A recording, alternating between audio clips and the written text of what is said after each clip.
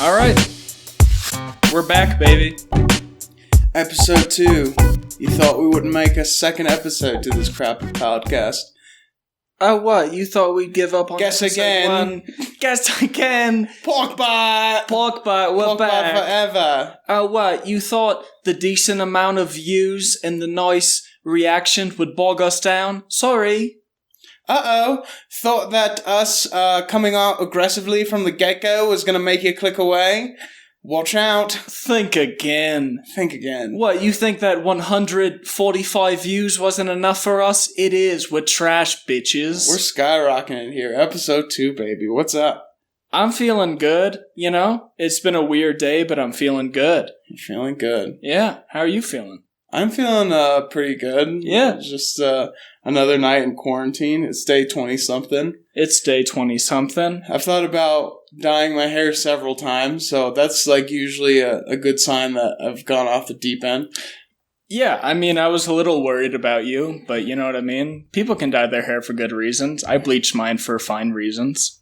Yeah, no, it's definitely fine. I've just noticed every time that I've dyed my hair or done something drastic to my hair, my life was in shambles. Yeah, I mean, for sure, it's just, you know, we've had a good time at the camp. Have you ever dyed your hair? I bleached it, yeah. Yeah, but how and when and why?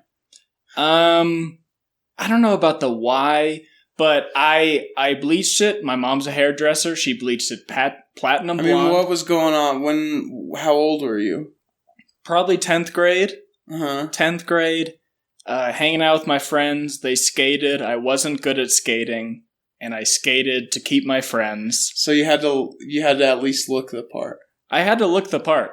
And my friend, who was better at skating than me, one time he said, he was like, dude, like, you look like you're great at skating. But what's so funny is I would have, like, I had this one board called a welcome board. It was like this company, like a lower, like, not as famous company. And I skated that big old deck, way bigger than most people ride. Like, I looked like I had a certain style of skating, and then I would skate, and it would just be dog shit. I would do little shit. But you had your hair done. I had my hair bleached. Why bleach? Was it you saw like skaters and they would? I think I was also into punk at that point. I had my little punk phase, you know? Mm-hmm. Going to the Smell in downtown Los Angeles, seeing shows. You know, bleached hair just fit in. Yeah, because you're a LA guy. Somewhat. LA guys go to shows. Yeah, I mean, more so Valley people go to shows. I mean, that's not true, but like I would go to this punk club in downtown LA called The Smell. I'm sure my locals know about it, my diehards, but it's in like in an alley in downtown, and they would play like you know, they would have like new punk bands like Ty Segall, he's famous now, and stuff like that. And yeah, most of those kids, when I went in, I was intimidated. I was like, oh, they're all cool. They dress so cool. They're so LA. But then after a while, I realized they're just very, you know, Valley people from, you know, Woodland Hills, Tarzana, all the same. So you dyed your hair. I bleached my hair. You bleached it. Why do you keep on correcting me and saying bleached? Isn't bleach and dyeing the same thing? Not at all. They're exact opposites. Bleach is taking the color out. Dye is putting the color in. Well, I'm not one of these fancy LA folks. Like I mean, beat the meat, fork the grizzly. You know what I mean? It's all the same. I know exactly what you mean. No, yeah, that's fun. And then you fit in, and it was all good. I didn't fit in. Oh no, it was funny. I remember being at the. I forgot my violin to play a sad tune during this podcast. Oh no, it's hilarious. Do you have any little miniature violins laying around? I do. I play them to myself all the time. Okay. They're so small they exist in my head. But anyway, no, I remember being at the Smell, and it was this alleyway, and we were outside either before or after the show, and I was in white overalls with a black shirt. Sure. White overalls don't look good. It's not fashionable at all. Always looks like a painter. Like, you can't make it fashionable. And I remember standing there with my friends. And on the other side of the alley, I heard this girl try and whisper to her friend. She goes, he looks like a fucking painter. And you know how awful it is to be wearing overalls and know that it looks bad? It's all of you. It's over all of you. I looked, Do you think, when you say she says it made you look like a painter, and then you got offended. Do you think it was because that you're an elitist and that being a painter would be a bad thing in your world beneath then? I know a lot of good painters, and they support themselves and their families, you asshole. I wanted to make this podcast more than just LA, you know? Sure, yeah. Dylan, the only difference from me and you is that you're from Colorado. We grew up with the same economic situation. Oh, you know probably nothing. richer. You know nothing. How'd your parents make your money? How'd my parents make my money? Yeah. Through being the salt of the earth people. Yeah, what were their cropping jobs? the land. What were their jobs? What did they invest in? We farm folk. You told me what you invested in. What do you invest in? Cooper, I don't know what you're talking about. The blood is on your family's hands the same as it is on mine. What are you talking about? What blood are you talking about?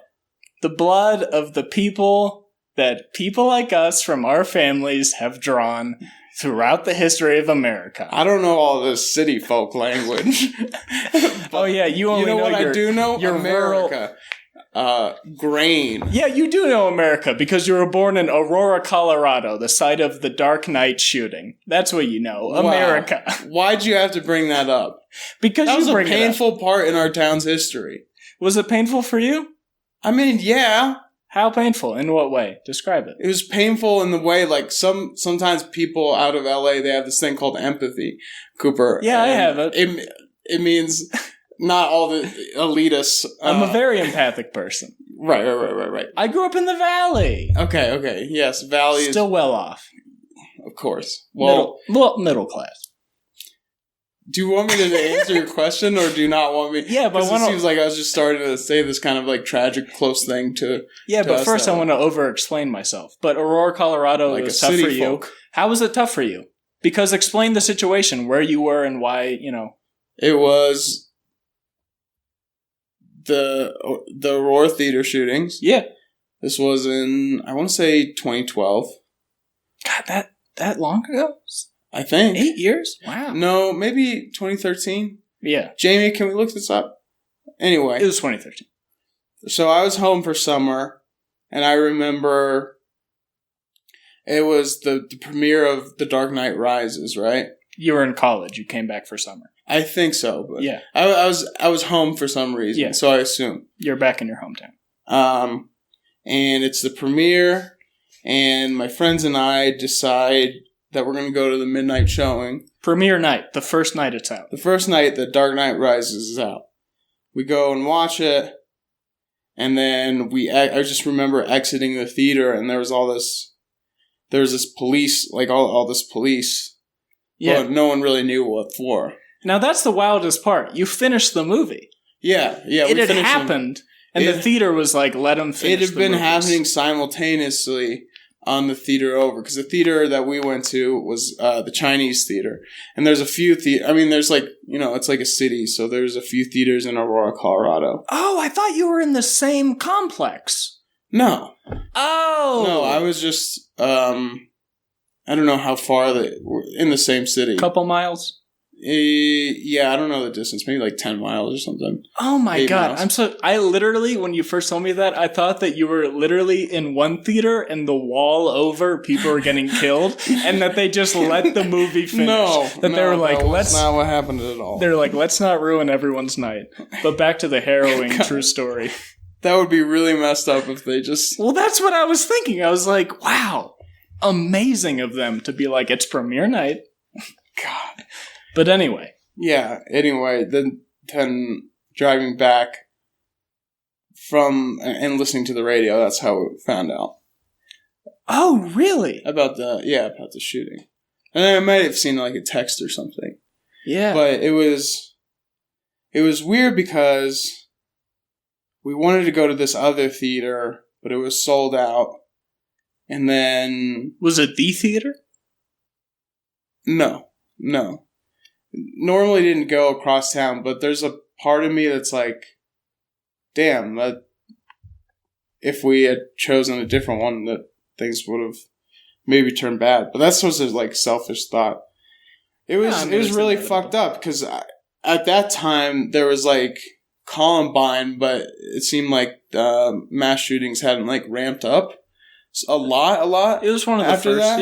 yeah. It was in a theater, which was scary. But I remember seeing that movie again the next morning because I really enjoyed that movie. You saw it the very next morning? Yeah, and it was scary because we all went in like the morning. It was like the first or second showing of the day, and we're starting the movie, and into the previews, the screen shuts off completely, and all the lights and all the sound.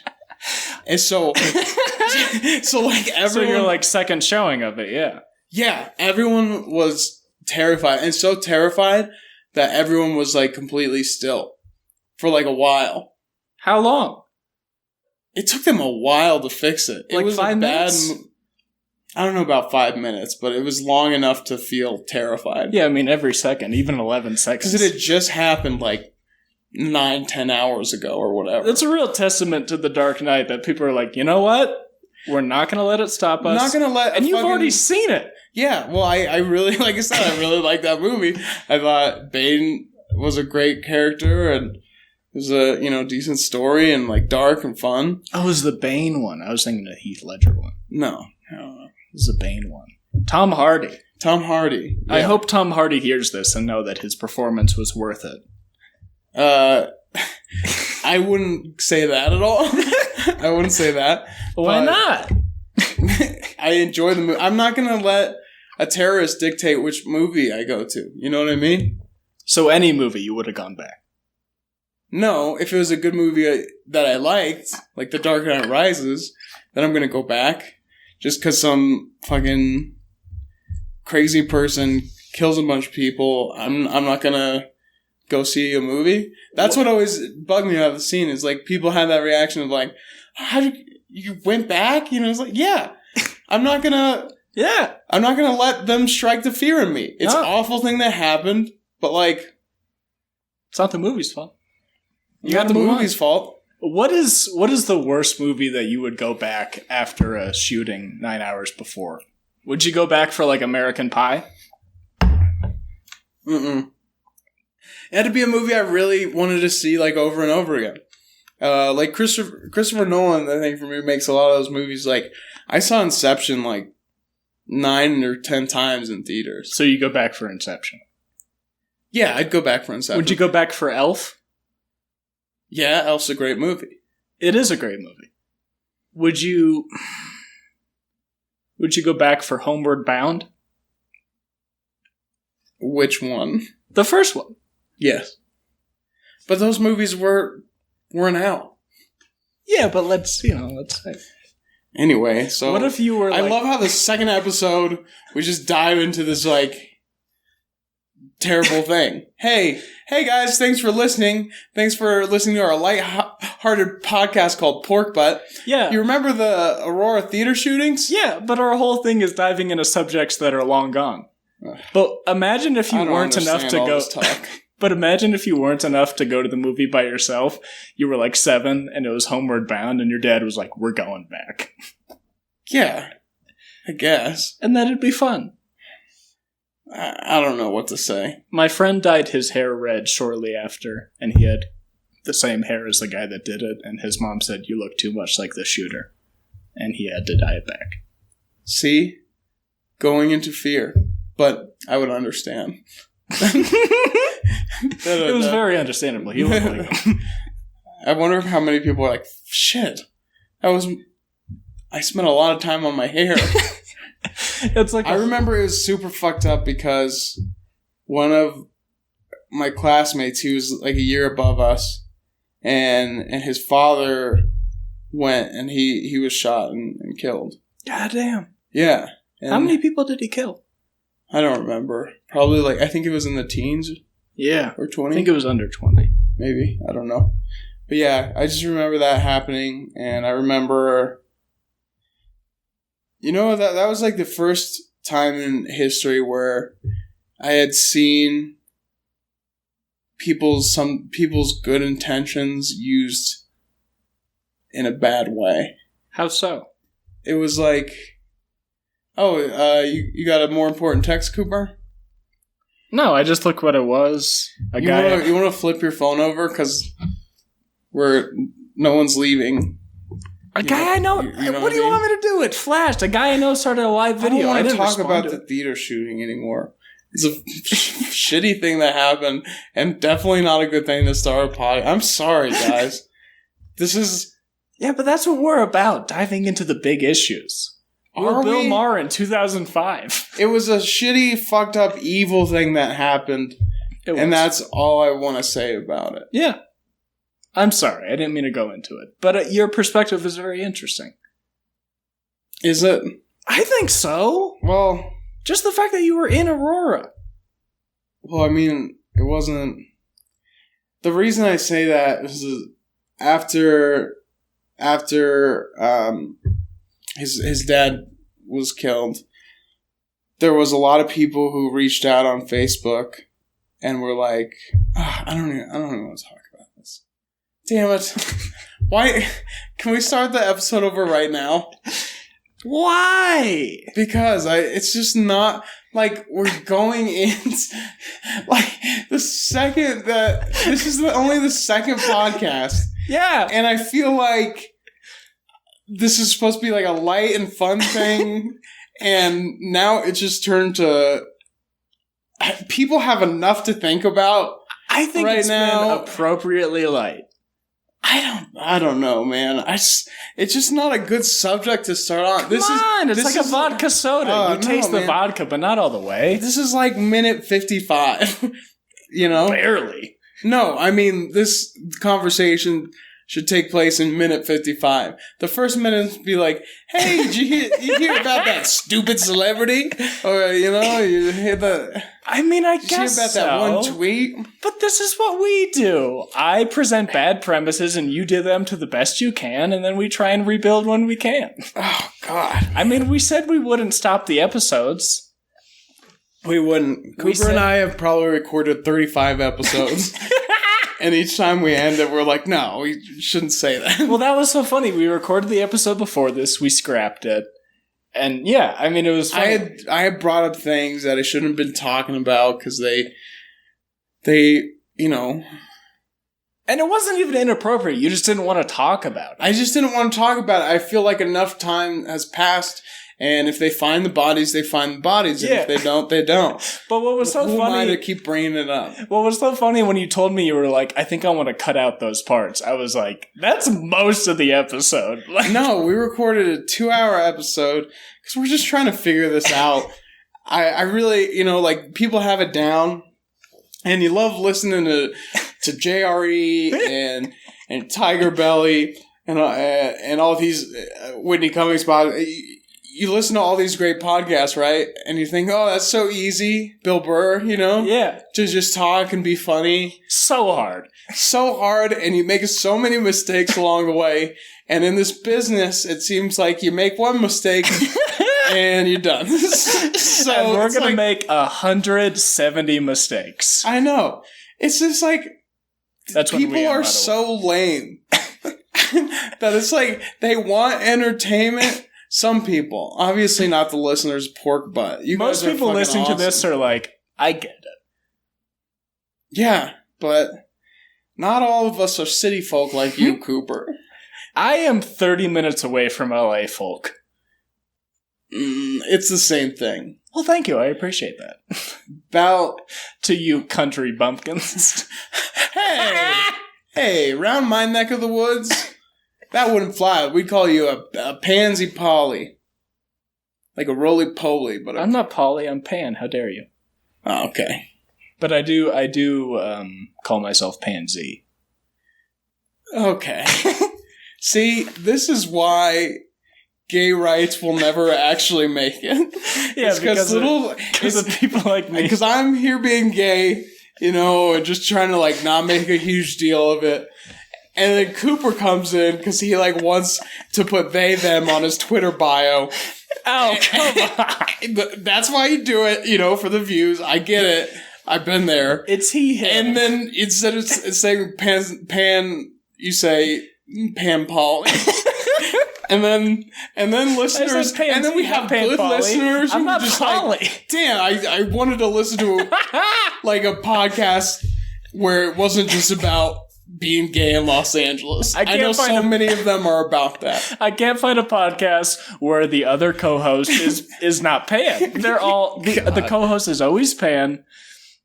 I remember when I was starting college. Why do people put their pronouns why do people put their pronouns in Twitter bios when I've seen so many women put she, her, she, and then binary men being he, him.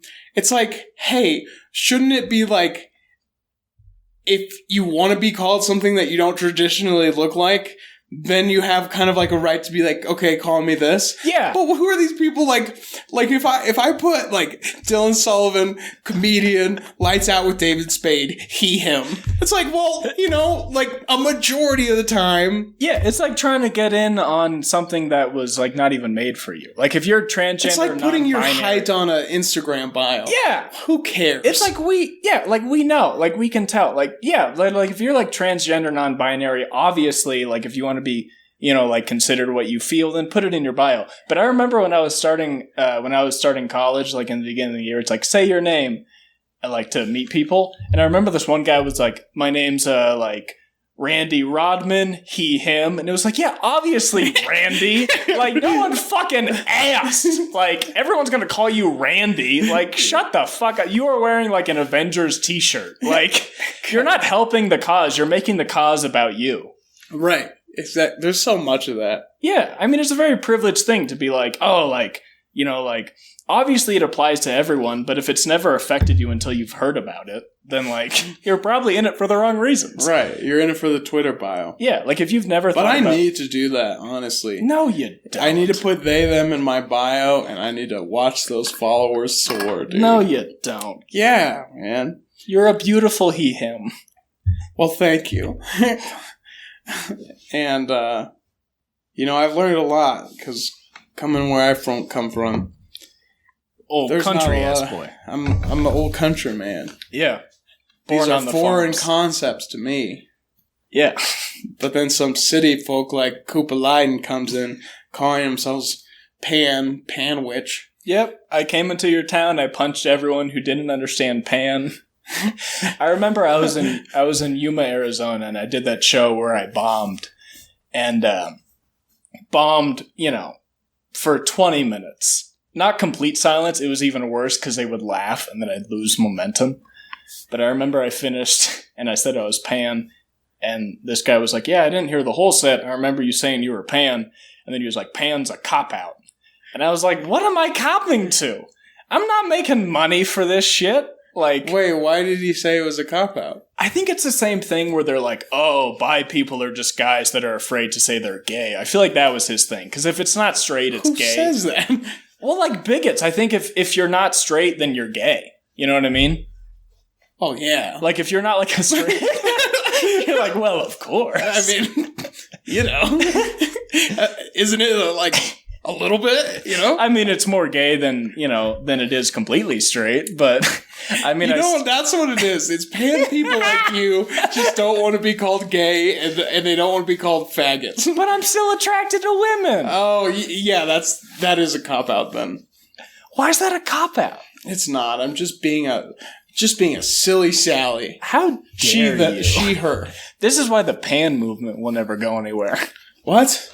I'm joking. Is there a pan movement? There probably is. I think the pan movement is involved with the LGBT. You know how movement. You get people to, closeted people to come out as gay? How? You don't label them gay. Well, that's why I like pan, because it's sort of an overarching sexuality. It's pretty gay. I don't like... this is gonna sound so fake, but I don't like labels. That's why I like pan, because it's a label that is also it's zero's a number, but it's nothing. So pan is all fuck everyone. So at that point, how is it even a label? How many times do you bring up that you're pan in your set? Once. Yeah, it's my ending joke. Well, I say I'm pan. Yeah, it's my ending joke. I talk about breaking up with my girlfriend and then finding out things about my sexuality. Do you ever think like... And I joke about being pan. I say that it's a sexuality that the name of it angers people, so I usually say I'm bi. Okay. That's part of the joke. So let's say like you say that you're bi or pan. You say pan, that means that you can love everybody, right? I have sex with people regardless of sex or gender. Okay. Pansexual. Right. Yeah. Why not call pansexual just like a little gay? and they ask you like, Cooper, what are you? You're like, I'm just a little gay. Well, but then what do you call bi? Also a little gay? Yeah. Well, then you're saying they're the same thing? I don't want to get into politics. I came into this podcast. It feels like you're shoehorning me into talking about these like things that I don't want to talk about. I don't mean to, but I'm naturally political. I'm LA elitist. Yeah, I'm an LA elitist. I'm a piece of shit. I live in LA, but I read the New York Times. What's that say? I'm bi-coastal. I'm bi. I'm pan. I don't trust. I'm Cooper Lyden. I don't trust the New York Times. Because I'm such an LA elitist that I know that they supported the Iraq War. Oh, big whoop. Cooper, that was years ago. Get over I need to let go of the Iraq War. For all the wars that are still happening. They're wars, yes. But they're coronavirus is...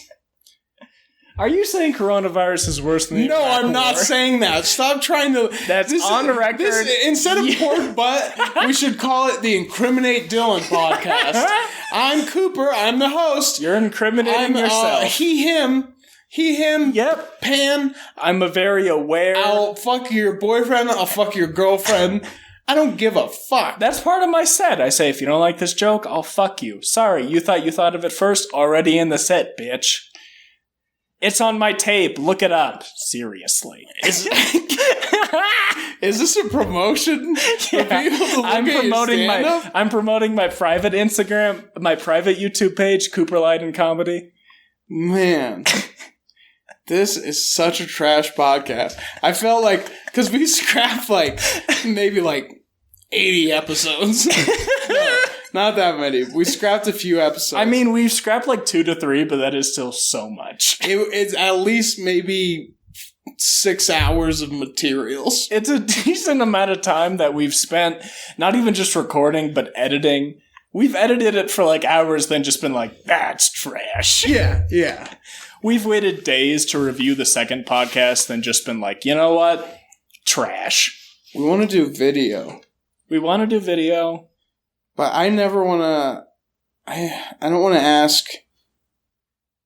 it's so lame right now to start a Patreon. I don't know.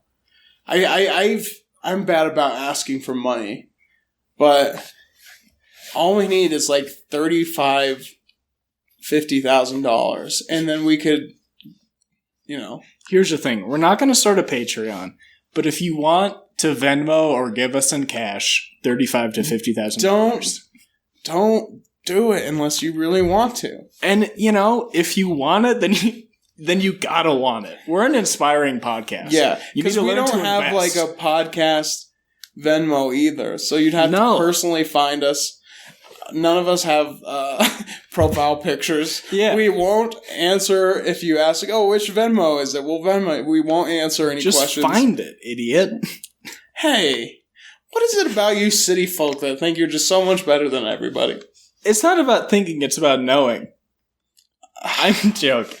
But if you want to give us $35,000, we have too much pride to start a Patreon, but we do understand the logistics of business, so. Yeah, you LA folk do. You know what I understand? A firm handshake. Oh yeah? What do your parents do for work? My mother, she makes quilts. That's not true at all. And my father is a ranch hand. That's not true at all. How would you know? Because you don't know anything about my life. That a classic LA. Just come into my town, just come into my small city, and tell me everything that's wrong about me. Well, what's wrong with you? Okay? Well, you know what I know is that we're sitting in a cabin. Throw blue onto me, it jumps off, my blue sticks onto you. Who bought this cabin? Who bought this cabin? Who the bought Earth. This cabin? We built this from the ground up, you asshole. Oh, so you paid for it in labor, not money? Yes. All your family? Yes. No one else? Yes. I have a guess that that's not true. And all I'll say is that my family doesn't own a cabin. Oh, God. My divorced parents. You are so... Cooper, you're like one of those people that, like, their parents got divorced, like... 18 years ago, and you're like, my parents are divorced. It's like, get over it. Yeah, it's dude. tearing me up. You had 5 years in elementary, middle school, high school, whatever, to deal with it. That part of your life's done. Okay? When did your age of innocence end, bitch? 11. Why do you say 11? Because. All right, we don't need to get into it. That's when my innocence died. Why? Because I read Artemis Fowl, and I learned about the real world. Oh, Cooper. you bitch. You read a book and your innocence died? Please. You LA piece of trash. Judging me. Artemis Fowl was a great book. I had to watch The End of My Family and my brother on H. Oh. And you just can't stop bringing it up. No, I took horrible lessons from podcast. I'm supposed to have some jokes, and then you're like, hey, Dylan, what are your thoughts on the Aurora Theater shooting? Hey, Dylan, what are your politics? Hey, Dylan, this, that. I'm going to judge you whatever you say. I'm Cooper Lyden. Yeah. Having fun yet, episode 2? I hope you listeners are liking, because our retention rate is going to be 0, Cooper, and it's not going to be my fault because of it. Well, I have been through a lot. What if that was the whole podcast where I'm just trying to convince you that I've been through a lot? Where I'm like, my rich family got involved with drug problems and still made it out fine, and it was bad. God, cool. The problem is we aren't rich, we're middle class. And I felt the need to say that. Yeah, you're middle class. What's that supposed to mean? It must be so nice. More like middle trash. Classic. I don't know, man. But no, I'm not a classist. Everyone on the podcast knows that. Everyone on Pork Butt episode 2. God, it's such a stupid name. I wish we need to do more work on like having people ask questions, and we can, or maybe like an interesting thing we could expand on. Maybe we should have like a list of subjects, because honestly, this is trash. I think it's good trash, though. You can look in any dumpster and you'll find a memory. Let's talk about... That's this podcast. It's a dumpster. Let's talk about you, Cooper. Yeah, let's talk about me. As always. Let's talk about it. What was your first job? My first job was working at in a food court of a mall in Woodland Hills. It was at a sandwich place called Charlie's Philly Steaks. How was it? Did you guys get busy? Yeah, it was in the food court of a mall. It was like one of the biggest malls in the West Valley. The biggest, sorry. I remember when I was being interviewed, he asked a question about the customer, and I was like, yeah, the customer's always right. And he was like, do you really think that? And I was like, you fool. Yeah, literally. And he was like, do you really think that? And I was like, I mean, not really, but like in terms of business, sure. And he was like, the customer is not always right. This is a sandwich place. And he's being like, listen, you need to understand the rules of business. And I just remember working there, and I remember there was like a fry station, a grill station, a drink station, and a cashier. I didn't know how to do any of it. It was like a seasonal job. And people would be like, oh, can you do that? Can you work this? And I'd always be like, no one taught me. I wouldn't say no, but I'd be like, I was never shown how to do this. And they go, oh, someone should show you how to do that. And then that just happened continuously until I didn't learn anything, then was fired at the end of the holiday season because it was a seasonal job. So they told you that we don't ever want you back. They just, I don't even... Or they just, your contract's up. Yeah, it just kind of slowly faded away. They didn't even tell me it was a seasonal job. Then the season ended, and I was like, oh, I guess it's goodbye. What was your favorite thing to do there at the Philly cheesesteak restaurant? I enjoyed the fries because it's very easy. And this is going to establish me as such a piece of shit. But this is also a testament to how much you don't care about shit when you're working a job. It got to the end of the line. I think I was working like the preparing station, like after it's grilled, putting on the condiments, you know? Yeah. And I noticed in the sandwich there was a fly. And I just put on the condiments and I was like, fuck it. Everything here is shit anyways. Because the meat would come in frozen slabs and I was like, fuck it. A fly's a fly. And you gave that to someone? And I gave that to someone, and I'm glad because they came back and they were like, there's a fly in this. And and I'm so glad they didn't eat it. It was literally like the world telling me, like, you're a piece of shit. You shouldn't have done this. Why would you give that to a person? Because I think it's like the laziness, the not liking working, the privilege that I was just like so. Was the person an asshole at least? Not at all. Oh God, Cooper. Why? The more I learn about you, the more distant I become. And I say that because I feel awful, but I need people to know who I. But no, it was like. I think some people can relate to this, but not in how lazy I am, and that, like, you know, when you work a job and you just kind of don't care, you know, like you would clean your own kitchen more than you would the kitchen in the restaurant you work at. You know what I mean? Sure. It was like that, but like to a greater extent within like probably 2 weeks. Oh wow. Yeah. Nice. So I'm a piece of shit. Yeah, but I worked at. But that's why you shouldn't trust anyone at a restaurant. I'm sorry. I worked at this halal place back in the day, and it was man. I've worked several restaurants. I've worked at like Rock Bottom, which is like a elevated Chili's. Yeah, and I've worked at Chick-fil-A, and I've worked at. I've been in the food industry, and man, customers can be awful, and it's always more often than not boomers.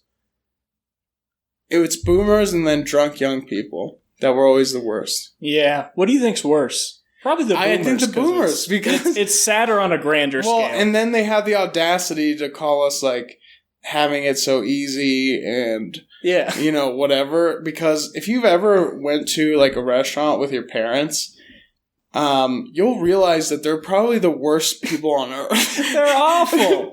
My mom's not a boomer. She's like Gen X, I guess. But she's like I'd say anyone over 45 has a very high chance of being a jerk at a restaurant. Yeah, because they want what they want. And my mom like taught me that, but there was also a part of me that's like, you're always a little bit of dick if you do.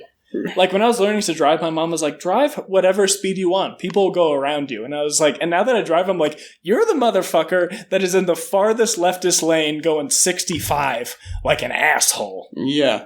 Yeah. Yeah, that's because it's something about, I don't know.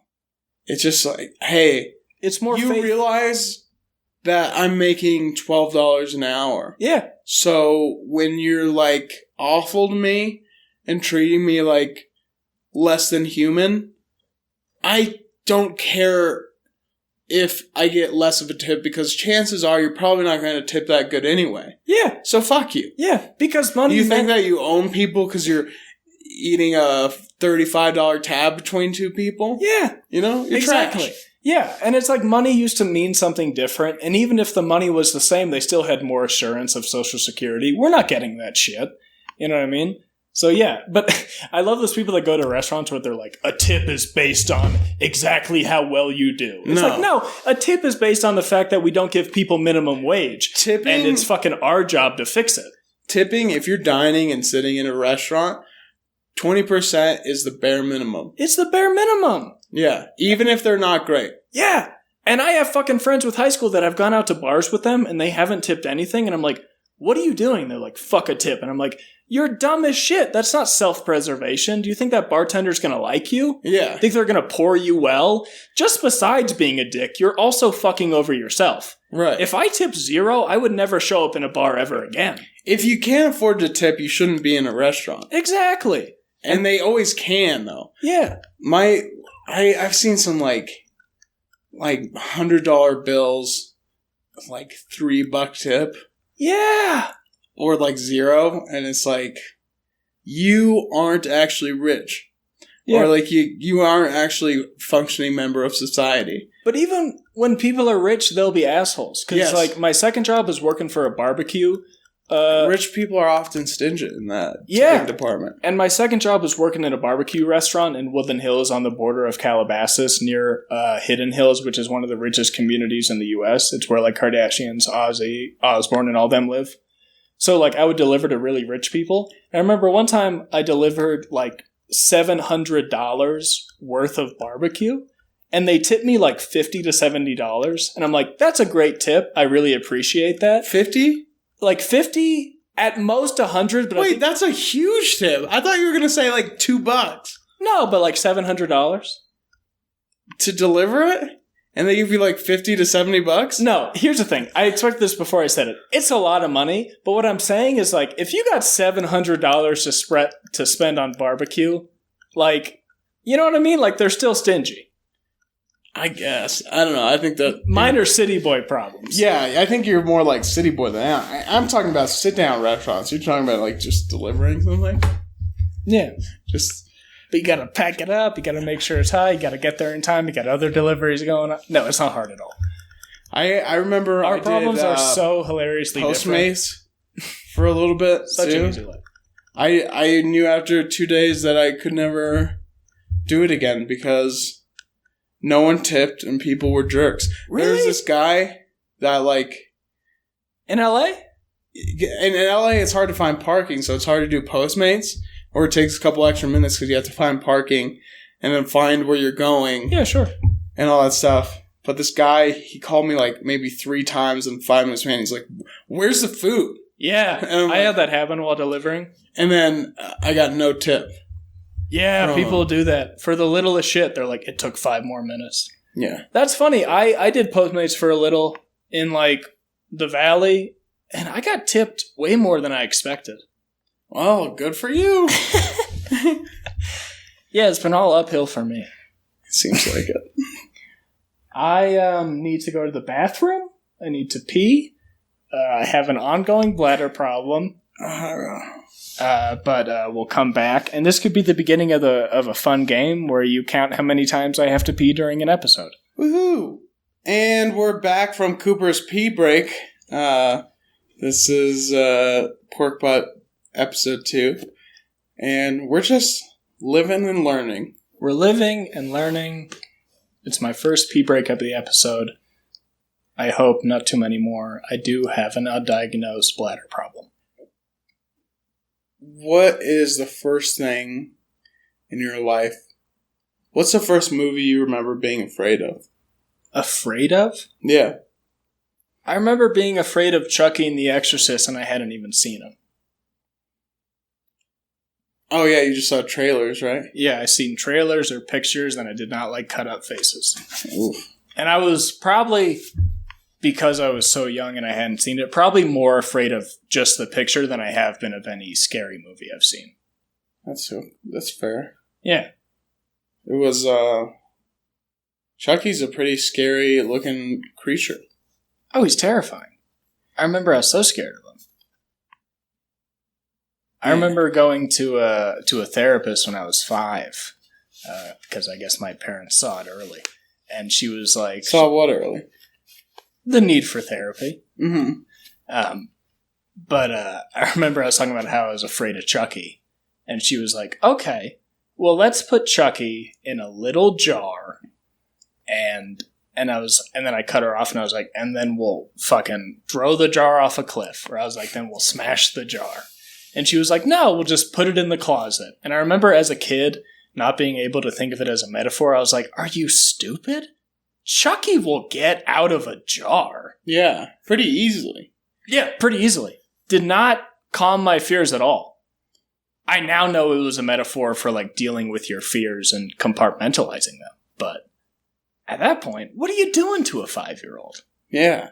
Yeah. You should have gotten Chucky and literally, like, had the therapist cut him up into 1,000 pieces. But maybe that would have been the wrong lesson at that age. To vanquish enemies.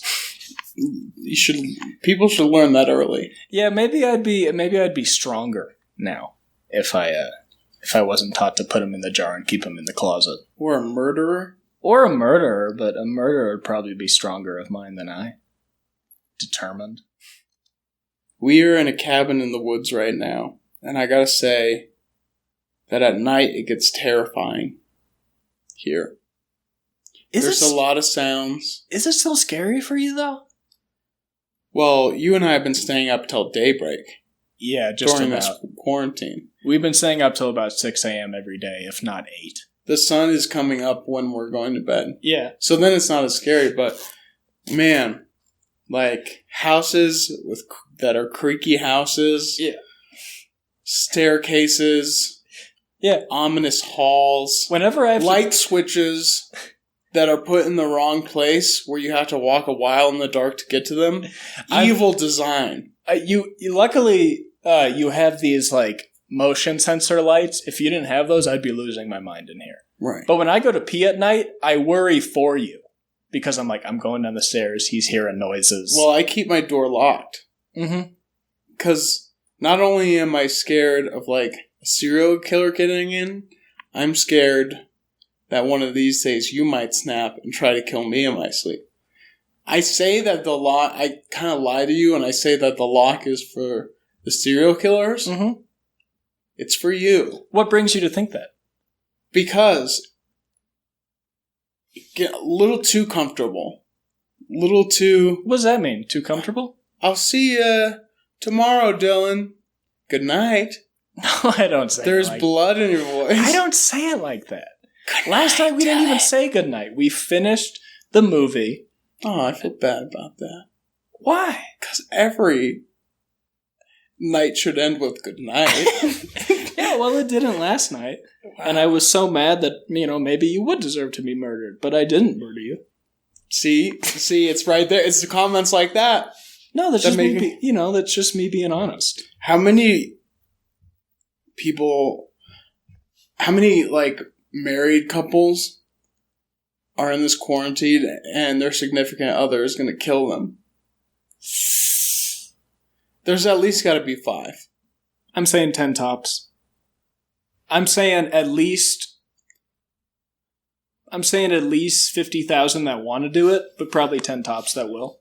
I feel like this quarantine is going to end with like a lot of marriages and a lot of divorces.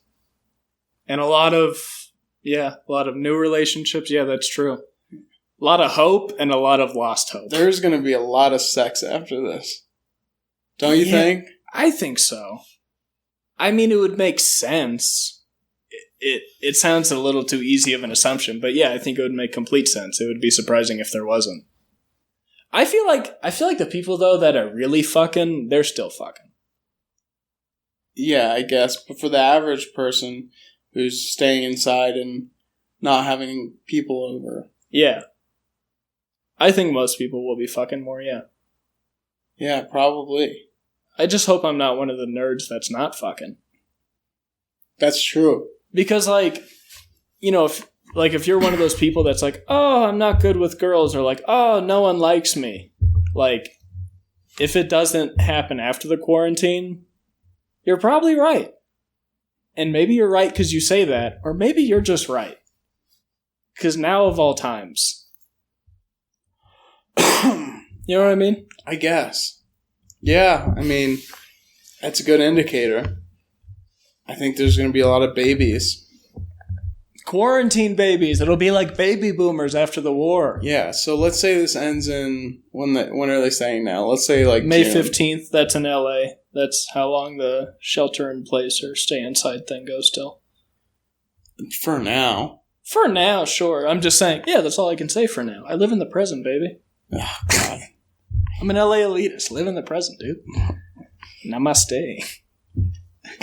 God. Man. This podcast is bad. Yeah, but it's real. It's spiritual. It's not either of those things. I know, like, I'm scared because we got this podcast hosting site, and it basically shows you how many views and downloads you get across all the platforms. Mm-hmm. And I'm scared to look at the data because I know it's going to be bad, especially for this episode. I feel like if people are listening this far, they must really like us, and we really like you guys. But I don't think it's many of you. I don't think there's a lot. Maybe that's the problem with the podcast, that we like our fans as much as they like us. Yeah, no. We're like reaching out like individually, like, yo, Mark, you really got to listen to this next episode, please. We communicate with our fans, the same way people do to their exes years later when they're sad. They're like, thank you so much for being here. Hey, you up? That's literally how we're going to get people to listen to it. Just text like, oh, you are? Just find people on Tinder. Why not kill some time and listen to Pork Butt episode 2? Just finding people on Tinder and Grindr, just being like, yeah, I mean, if you can't sleep, I just found this cool podcast. Yeah, you can't sleep? You're like all alone in bed? Well, why don't you pull out your phone and then go to Pork Butt Podcast on YouTube and listen to the whole episode and say goodbye. We pay people on OnlyFans to promote Pork Butt. It's like, what are you doing right now? She's like, I'm just sitting here naked listening to Pork Butt Podcast with Dylan Sullivan and Cooper Lyden. Oh, fuck. Oh, fuck. That's a podcast. Oh my god, their banter is so natural and fluent, but also funny. Wait, you're telling me 2 20-somethings know about everything? And I get to listen to their takes, even though they haven't experienced a whole lot in life? Wow. I would love to imagine someone listening to this podcast describing us as 20-somethings. Because they'd have to be at least like 30 to 40 years old. That's the majority of our listeners is 40-year-olds. I hope it is. I hope it's just 40-year-old guys named Greg who just got divorced and they're looking for something. They just need a minute away from the pain, you know? Like just a minute away from the thought that she's just happier. She's gone. Yeah, she's gone and she's happier. And it was your fault that she wasn't that all along. You did not. If Pork Butt episode 2 can give some 45-year-old who's on a rough bench, you know, thank you for listening. Maybe it's the reason why this won't be successful, but if one 45-year-old divorced man doesn't kill himself by listening to this podcast, I'm happier about that than 1,000 happy people. And that's why we won't be successful, because I care too much about Greg. Greg has always, you know, he doesn't always have the best luck. No. And he's not the funnest guy to be around. He's not the funnest, and he's not the most enlightened. Definitely his fault that the marriage fell apart. Yeah. But he thought it worked, and it wasn't. If you were to get divorced, what would you get divorced over? I think I would, at least at the place I am now, I think someone would divorce me. Aww. I don't like saying it either. But based on how things are going, I think someone would divorce me, yeah. I could see that. Yeah, of course you could. I think best case scenario, they divorce me because I'm too committed to stand-up. Worst case, I'm just bored. I don't know if that's the reason. I'm saying best case. You really don't think you're going to get divorced? I don't even think I'll get married. Wow. Let alone divorced. How lucky would I be? Wow, I got to be divorced? You're telling me someone loved me enough to stop?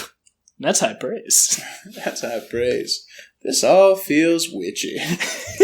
Oh, God, I love talking about witches. I wish we were witches.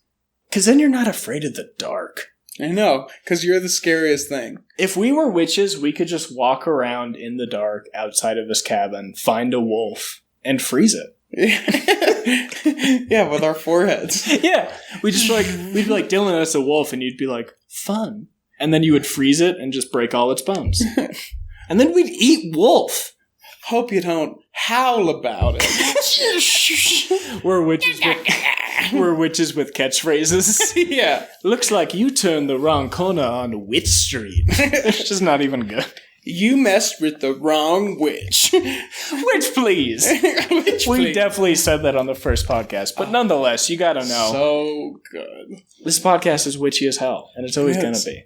I want to learn what this whole crystals thing is about.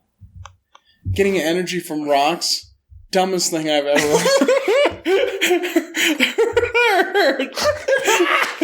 But that's, you know? That's what I hate so much about it, is like, I bet there is some shit to it, but the sound of it sounds so stupid. I remember I got a rock lamp, and it was supposed to The salt lamp? Yeah. It's supposed to, like, help with something. Have you ever licked them? It doesn't. It's just a salty rock. Have you ever licked them? No. Why would you lick a rock? Because they're made of salt. Tastes good. They're not made of salt. They are. I've licked them. They taste salty. Oh, God. I'm a big salt guy. But yeah, I feel that. It's like, I'm sure there's something to it. I should read up about it, but it's just one thing that just sounds dumb. Like ancestral trauma. Like, I've heard about that. It's where people talk about that, like, if your ancestors, like, if your dad was a POW before you were born, then some of the trauma that he had from being a POW could go to you. And, like, they tested it. I believe that. Yeah. But, like, if you just hear ancestral trauma, like, your ancestors suffered stuff and it affects you, it sounds a little dumb. It sounds smarter than rock energy, though. I think you get energy from rocks the same way you get energy from touching anything. I'm not comfortable talking badly about rock powers because I feel like it would upset a witch. And I really don't want to step into this ground. What if this podcast got cursed? Don't say that. Take it back. I don't. This is the beginning of a horror movie. Things are about to get witchy. If there are any witches listening to our podcast, please know that we're just dumb and trying to have fun. And I don't want any trouble. I'm sorry. I want it. Bring it on. Oh, God, you are asking for it.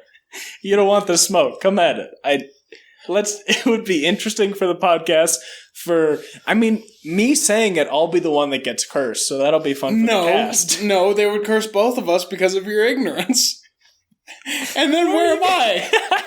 Wait, where are you getting that from? Are witches inflamed by secondary ignorance? Well, I think they'll be mad at the podcast as a whole. I definitely think so.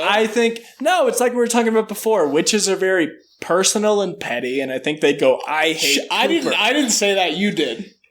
I did not call him petty. I'll take preference. I mean, I'll take responsibility. Oh, God. But what if the witch's trick is like, I'm going to make Cooper feel bad by killing Dylan? You know what I mean? If I killed you, I wouldn't feel bad. If I was at the point of killing someone, why would I feel bad? It's murder, baby. The witches would kill me. And then to make you feel bad because you just had to call them out on the podcast. The witches... We went into this thing knowing that we weren't going to talk negatively about witches. We did not know that.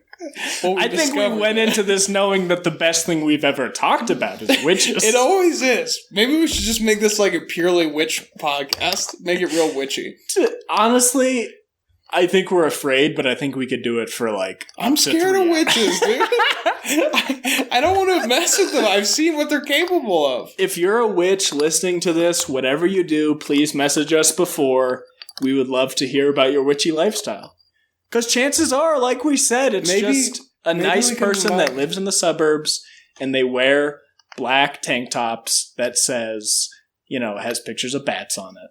And I would love to hear your input. Do you witch us well?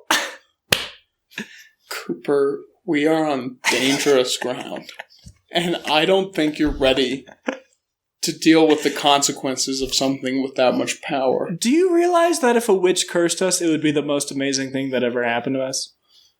Yeah, but not in a good way. Yeah, but that's not what it's about, baby. I don't want... If you're going to a museum, you don't want to like every painting, but the one that makes you the angriest is the most impactful. So if it's a curse, it's a curse. Let's take it on. I don't know about your city museums or whatever. What, you don't know about the MoCA, the LACMA, the Broad, the Getty, the MoCA in Koreatown? Sometimes I feel like you bring up things just to make me feel stupid. Yeah, because you're dumb. No, you're the smart one on this podcast. I thought that was a good one. And now you're shifting the blame on me. Yeah, because city people are also more self-deprecating than you simple rural folk.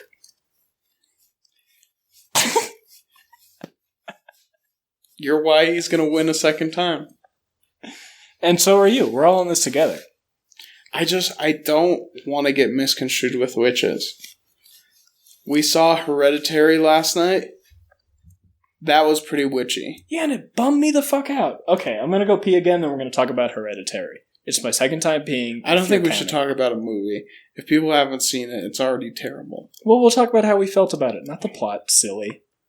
Alright, sorry witches. Back from a witch break. It's only been 20 seconds. The momentum is still here. You thought it was gone. It's not. Dust off your brooms, because there's a full moon and... Were you trying to think of what a witch's hat would be called? Is that why you went to brooms? No. What do you call a witch's hat? A witch's hat. What? What? I don't know. I just thought it would have its own name with how much power they've had. I mean, Salem witch trials, they don't even get a hat for the name for the hat. Don't make Salem witch trial jokes. Okay? That was a hard time for witches. Could you imagine if there was a witch that was alive for like 1,000 years and somehow she was listening to Pork Butt and she was like, it is, and she wasn't even mad. She was like, it is so coincidental that I have stumbled upon this and they have brought up the witch trials because I am going to make them burn in their sleep. Don't say that, Cooper. You're practically begging witches to kill us. Do witches live forever? I know vampires do. I think I think it's like the same thing. If they eat people, or like eat kids, then they stay youthful. I think that's witch propaganda. I don't think witches eat kids. Well, not all witches, obviously, because we're forgetting the fact that there are good witches. There are some very good witches. Oh, you think they're bad Stevie witches? Nicks. Yeah, I think there are good witches, and I think there are bad witches. What's with the Stevie Nicks Just like witch there are thing? good people and bad people. Is she a self-proclaimed, like... She is a witch. Yes. Does she say that? Is she a self-proclaimed witch?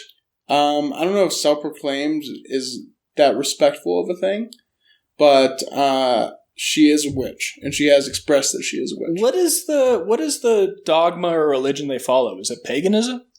I think it depends. I think witches have choices. So, witches can vary of religion?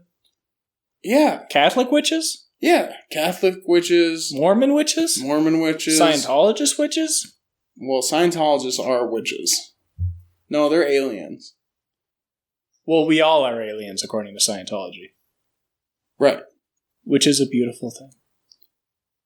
That's a very LA thing. No, well, it is an LA thing because I don't want to mess with them. One time my dad in the 80s went to a poetry reading at a Scientology place and somehow they got his information.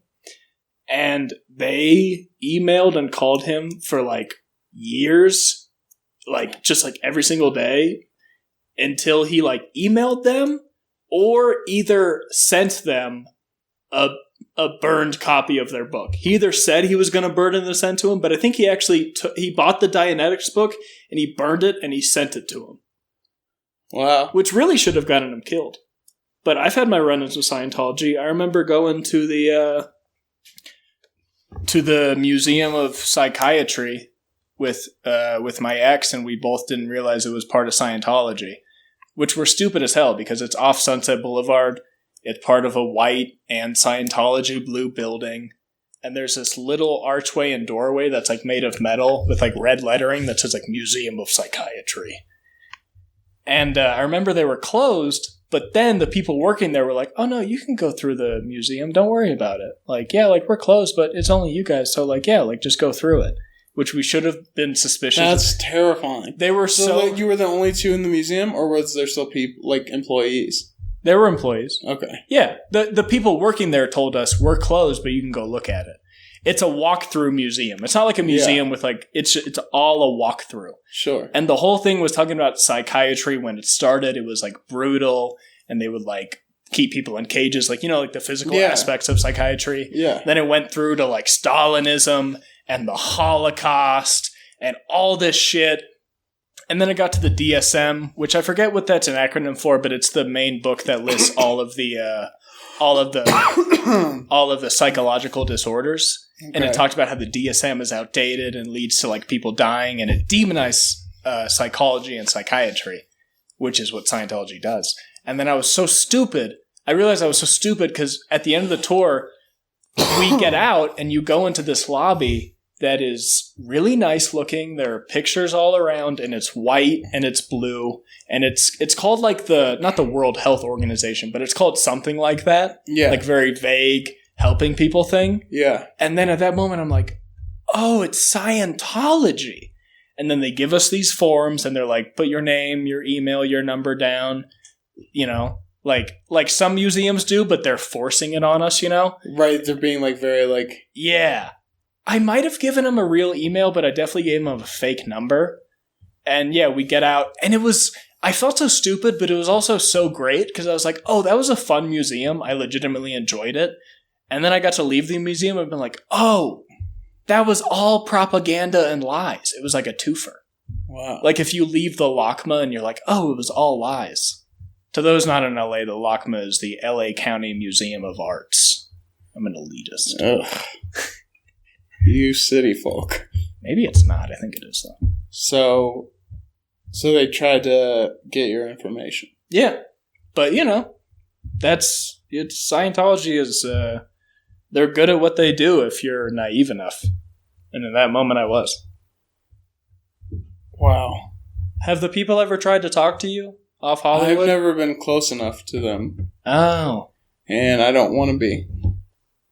Well, I mean, they're pretty cool. Cooper, you're an SP. Are you a Scientologist? Yeah, dude, you're an SP. You're a suppressive person. I don't even know if I can do this podcast anymore because you're. Cooper saw Going Clear, a documentary on HBO about Scientology, like 2 nights ago. I didn't finish it. I fell asleep. I don't know. That stuff's so scary. Oh, it is. I mean, it's funny because I mean, it's always the same trope of Scientology, but it's like you're seeing a religion play out in a modern sense. How it's like their ways of getting money are so obvious. But so are the older religions, you know? But this way it seems crazier because it's like they don't get their money through baskets around the church. They get their money through like, oh, pay for this e-meter session. And then if you're rich, then they like, you know, treat you well and make you pay more to donate to stuff. Wow. I would love to take an e-meter test if they couldn't find who I was. We can. I know where to do it. And this feels like a recruitment. I don't like that. I've been, you know, it's funny. I accidentally went to the Museum of Psychiatry, which was part of the Scientology organization, but I purposefully went to the L. Ron Hubbard Museum, which is also, I think, off Hollywood Boulevard, if not Sunset. And it takes you through L. Ron Hubbard's life, which, as you learn in Going Clear, was a lot of like facsimile and lies, you know? Did they also try to get your information then? I can't remember. They might have at the end, but I don't. Either way, we didn't let them.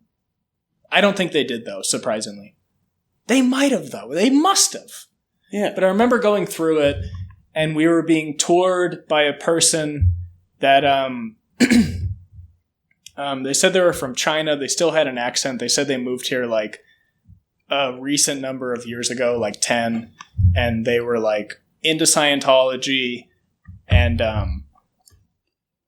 I remember we were going through it and I was like an asshole. And I was like asking about like the aliens and shit and everything. And I remember her just being like, oh, I don't know about that. And I was like, oh, well, I've heard that that's like a big part of the religion. And she was just like, oh, I don't know about that. And I don't even think she was lying. I bet she wasn't. I bet she was lying. Because like the whole thing is you have to pay money to get that information. Yeah, but I bet she wasn't at level 3. Because that's when they tell you. She was working at the museum. I bet she wasn't level 3. She probably didn't even know that's part of it yet. A lot of people, I mean, nowadays it's probably harder because there's so much information, but a lot of people that got into Scientology, I think it's level 3. It's not level 8. Level 8 is the highest, but it's level 3 or level 5. When you get to that level, they tell you the history of the world written by Ron Hubbard in his own handwriting. Right. And he talks about Xenu. But do you think since this is leaked, they've had to make more stories? Yeah, that would make sense. Because it's like now that information's out in the open.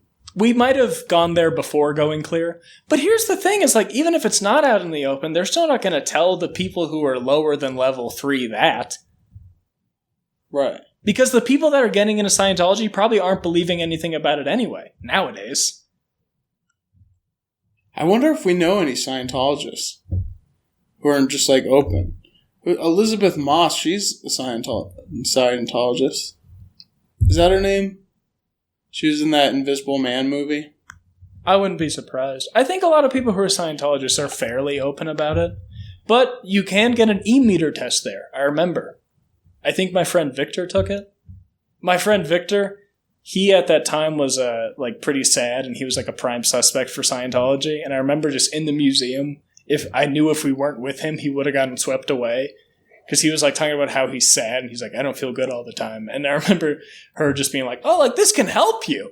And like they took the e-meter test, and I was like, I'm glad we're here, because if we weren't, he would be level 2 by now. Wow. I wonder how long it takes to get through all the levels. I think it depends on who you are and how much money you have. And how much of your life you give to I would never join Scientology unless they said I was the most special person ever. I think if they gave me a "you're special" sticker, I might join. I don't think that's their game. I think what they do is they tell you you're awful, and then they say, "See, I can't do that. I can't do that." Well, that's the way with most religions. The same with like Christianity. They say you're awful, but with us, you can be special. I would rather be approached as, "Dylan, you're fantastic and amazing. Let's take you to the next level." Well, maybe we should start a religion that's really supportive, where we're like, listen, you're done. Who you are is awesome. But what if you could be extra awesome? What? Me? And it's called like morology. And it's like, we're even more. Everyone else is perfect, but you're more. So even if you're the best Scientologist, you're still not as good as us. Because we're more. I just want a Scientologist to like me. Really? No. I mean, I remember. I'm sure there's somebody in the LA open mic scene who isn't that open about it because they know they get ripped on. Yeah, that makes sense. I bet whoever is in it is new to LA, and they don't just want to do comedy. They want to be an actor. And they want to do a lot of other stuff. We're going to be put on a list for this. And that's what this is all about. We're going to get put on the Podbean list, the Spotify list, the Apple Podcast list, and the Scientology list. I don't know about that. The best thing that could happen for us right now is something horrible. And that is either a lawsuit with Scientology. We need some controversy. Or a curse from a witch. Oh, witches. Would you rather be a witch or a Scientologist? You kidding? A witch? Yeah, obviously. I mean, unless you're David Miscavige, like the leader of Scientology. Here, how about this? Would you rather have a roommate who's a witch or a Scientologist? Am I cool with the roommate? You don't know them yet. I'm just saying, hey, starting Monday, you got a new roommate and they're a witch or a Scientologist. Here's my issue. Need a tissue? No. My issue is that if I'm cool with the witch, maybe it could benefit me. But that's the thing, is you don't know who they are. Yeah, but I'm explaining this to you. I'm saying if I'm cool with the witch, maybe it could benefit me. But at the end of the day, I don't think witches really like extend their powers like that, except to like real close people. So I'd have to get real close. But then if I'm not cool with the Scientologists, I don't think they would do that much to me. Because if I'm roommates with them, they don't have money, they're not high ranking. So in terms of low risk, I'd probably go Scientologist. But with the witch thing, if it's good, if it's great, it could be amazing. Having a witch to help you out, Yeah. But also, it's the same thing where, like, if someone said, oh, would you, like, sell your soul to the devil to be a famous comedian? I'd probably say no. I'd like to do it, myself. And it would be weird having dark magic behind me. It's very witchy. I mean, maybe I'm a witch. I just would hate a roommate that's like, hey, Dylan, good morning. Do you know about Scientology? Bro, I got other things going on. I don't even know if Scientologists would room with people that aren't. I think once you're really in it, then you're now rooming with people who are SPs. Classic SP. Suppressive persons. That just means a person who's not a Scientologist or someone that goes against the church. I think as far as I know, suppressive person means someone sort of, repressed, not true to themselves, not honoring their truth. And I think as a Scientologist, you think most people who aren't are SPs. Mm. That's why Tom Cruise has a famous interview where he's like, someone asked me if I've ever met an SP, and I just laughed. And then he laughs for like 30 seconds in a very scary way. He's like, he says, and then I laughed, and then he laughs, which is like either he's insane. Robot. It's insane either two ways. Either he's recounting the situation and laughing to show that he's recounting, or he's truthfully laughing, which is even more scary. But he laughs. What if he's like a really cool guy? I think he is in a very disconcerting way. I think when you meet him, he's like, hey, good to meet you. And you're like, okay, bring it down. It's Tuesday. But then he was like, and then I laughed. Then I was like, imagine a world with no SPs. When people could walk around and go, oh, what's that? It sounded a little like if he had the power, he would genocide people who aren't Scientologists. But I think his point was kind of like, imagine if Scientology reached everyone. No one would be SPs. I think his thought, and maybe the thought of Scientologists, is like, the only way to not be that is to be a Scientologist. Wow. Pretty cool. Why won't they let him be gay? Is that a part of it? I don't know. Maybe it's also Hollywood. What do you mean by that? Well, no, because this reminds me of actually a joke from a comedian. I've heard this premise, so we can't talk about it. Oh no! I'm very confused by it all. And I feel like if you told me that there's a van full of witches and a van full of Scientologists, even though I might be in more trouble with the witches or a higher risk of trouble, I think they're definitely funner. I trust witches more. Because they're good witches. I think they get a bad rep. I think witches are more real than Scientologists. That's not true. Here's the thing. Witches will conceal that I'm like talking on this podcast like, oh, we better not cross these lines. You know what? We're crossing every line. If you're a witch, go fuck yourself. No, say it, Dylan. I didn't say that. Say it. I don't want to say that. I don't believe If that. you're listening, Dylan believes it. No, he is lying. We were talking before the podcast, and Dylan was like, fuck witches. Fuck all witches. I hope they burn in hell. If I was in the Salem witch trials, I would have accused everyone of being a witch. I would not. That is unfair and dangerous. But I feel like witches would lie harder about being a witch, but they're also more honest people. Like, if you know a witch for a witch, like if you're down with a witch, like DTL, like down for life with a witch, mm-hmm. and they know that you know that they're a witch, that's a more honest relationship than a Scientologist. Sure. If they had a church of witches, they probably do. I should look into that. I mean, I just want to fly on a broomstick. Well, I don't think it's like that. Why? Well, I think it's the same thing as like the Church of Satanism does not necessarily believe in Satan. They believe in his ideals and teachings. They're atheists, but they believe in his teachings. And I think modern witches now are kind of the same. They're like, listen, forget the broomstick, forget the eating kids. That's propaganda. We're about paganism. I think a real witch religion is paganism. What is paganism? It's a belief in the earth and like that all things have life force to them, and sort of your god is the earth, as far as I know. That sounds pretty like reasonable.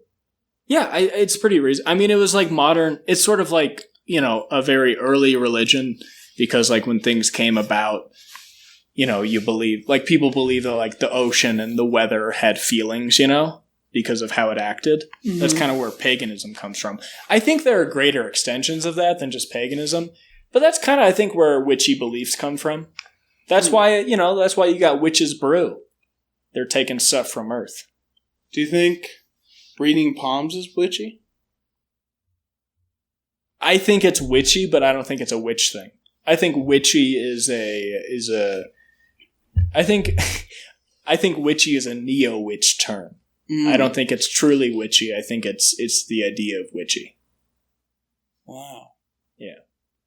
This podcast is...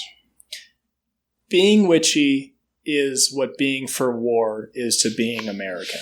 It's not how it started. Things have changed. Things have gotten contextualized due to media. And like I said in the first episode, if you're a witch now, it probably sucks with all these people calling themselves witches. Yeah, a lot of posers in the witch community. But also it's better because the more posers, maybe the more easy it is to be a little more incognito. Right. But I feel like if you're a witch, you just don't give a fuck about a witch. Cooper, what is your favorite Instagram account you're following right now?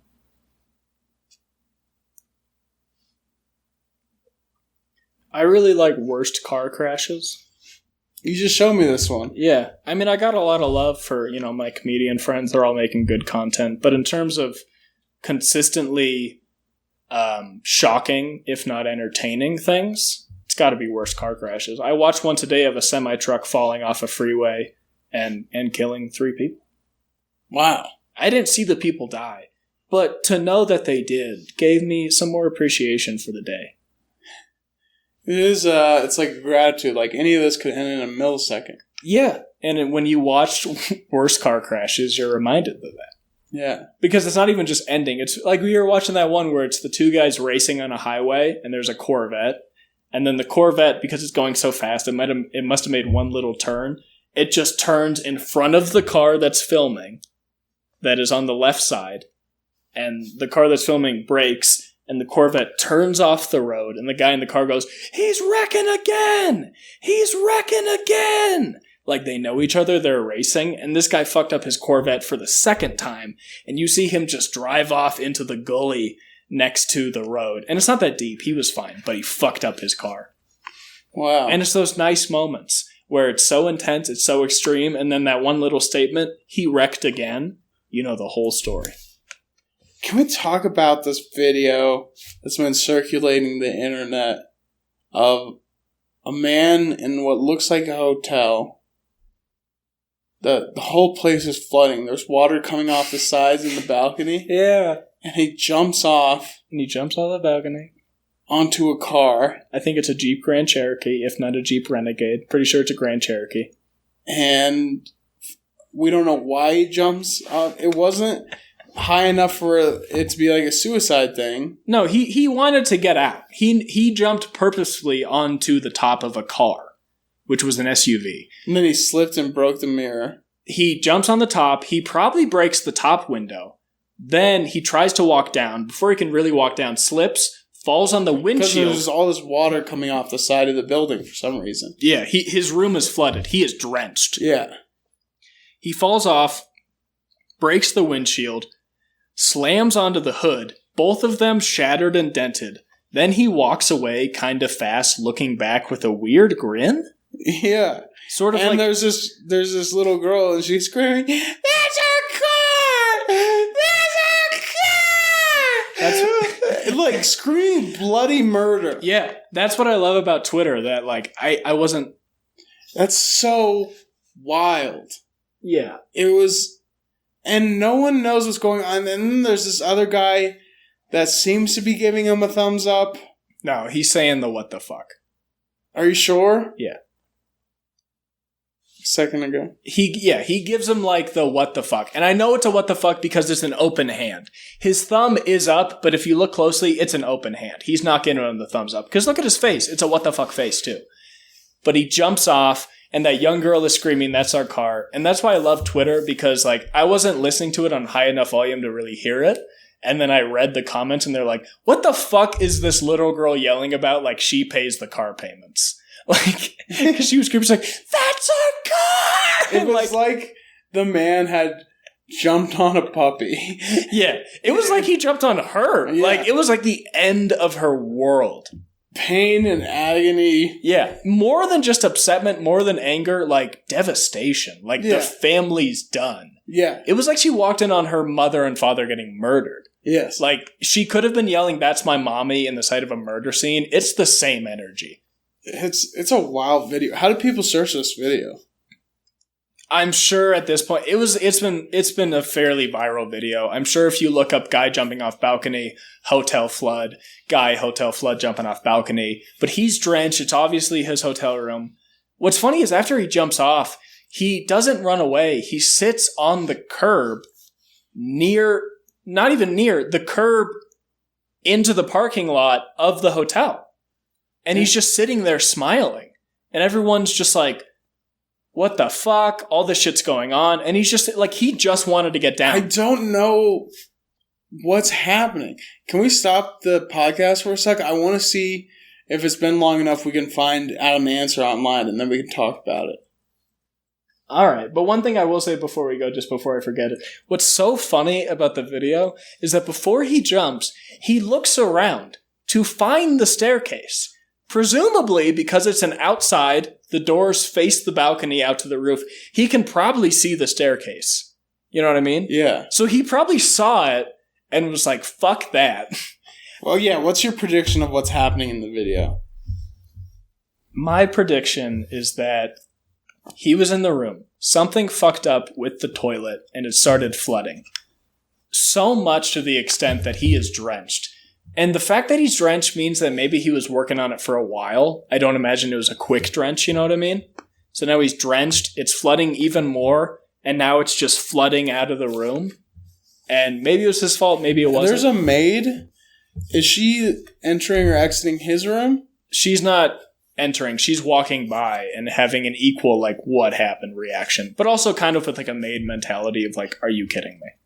Because she knows it's going to be her job. Okay, so you think it was he, like, messed up a toilet? I think he was, like, kind of embarrassed, but more so, like, let's get the fuck out of here. And that's why he jumped. Because he thought someone was going to, like... Maybe, but then he didn't even run away, so I think he was just trying to, like... I think he was maybe, like, so panicked he was just trying to get away from the situation. But the whole thing about that theory is that he's smiling the whole time. So I think he's a real piece of shit. Because I think he's so panicked, but he also thinks it's funny because he doesn't give a fuck. Right. And so he's like, "I'm going to jump off the balcony. Fuck that. Just hurt my back. Shattered the windshield. Broke the hood. I don't give a fuck. Now I'm going to chill down here." Not even realizing the implications, but also just being like, "I don't want to be up here." Right. I think he's doing what he wants. Okay. I think he was like, "Fuck the bathroom. Fuck the stairs. I'm getting away from this." Interesting hypothesis. What do you think? I think it was a smoke alarm because they're all wet and there's a lot of water. So, and it looks like it's coming from everywhere, the water. Like it set off something in the building. Yeah, but you can look at it. Most of it's coming through the door. We'll review it on the break, but most of it is... We'll review it, but I think it was his fault. I think he just had to look. I'm just so confused on why he thinks it's okay to jump on the car. I think instead of using the staircase. I think regardless, no matter what happened, he's a piece of shit. Yeah, I think I would agree with you on that. Because everyone's reaction was like, "What?" Because that's why it's viral. Because everyone who saw it was like, "What?" But everyone in the video is still angry and frantic, but you can still see in all of their eyes and their actions, there's this moment where they're like, What's happening? You jumped off the balcony? It's such a confusing video. Yeah, because the guy that's filming it is like, oh, fuck, this is crazy. And then he hopped, and then he puts his first leg over the balcony, and the guy filming it, kind of along with everyone else, goes, don't do it! Like, stop. Yeah. Don't do this. And everyone is like, wait, this is crazy enough. This is about to... I think that's why it's a viral video, because you go through the motions. You go through the emotions of the people that were there. Where you're like, this is crazy. This is fucked up. He's going to have to pay a lot. And then you're like, wait, he's jumping? And then you're like, wait, he jumped on top of the car? Wait, he just slipped, fucked up the windshield and the hood? And he's not leaving? Lot of questions. There's so much more layers and depth than most movies I've seen. Let's go to break and see what we can find on the internet for answers. And we'll be right back, guys. Boom. Third pee break also. Okay, playboys and playgirls, your news moderators are back with the hottest dish in the world. I looked on a little website called TMZ. It was TMZ? Mm-hmm. Oh my god. TMZ says that the hotel had over $10,000 in damages. Really? Because apparently the guy in the video turned on all the faucets in his room, and it busted the pipe in the ceiling, and flooded the room. Really? And I guess he was trying to, like, get out of it. And they don't really explain his why, which is really the most interesting part. The most interesting part is the why. Just like, well, he turned on all the faucets. You're like, yeah, that is the tip of the iceberg in this one. Yeah, because even if he did, it wouldn't be that big of a deal. If you're in a hotel room, it's got probably, 2 sinks and a bathtub? At most. Yeah, that's kind of a shitty hotel. If the pipes are bursting from a sink and a faucet. Yeah. Can you imagine if best case scenario, even it's like a 2-bedroom, and it's like 4 sinks. Can you imagine 2 people showering at the same time that just... yeah. Just thousands.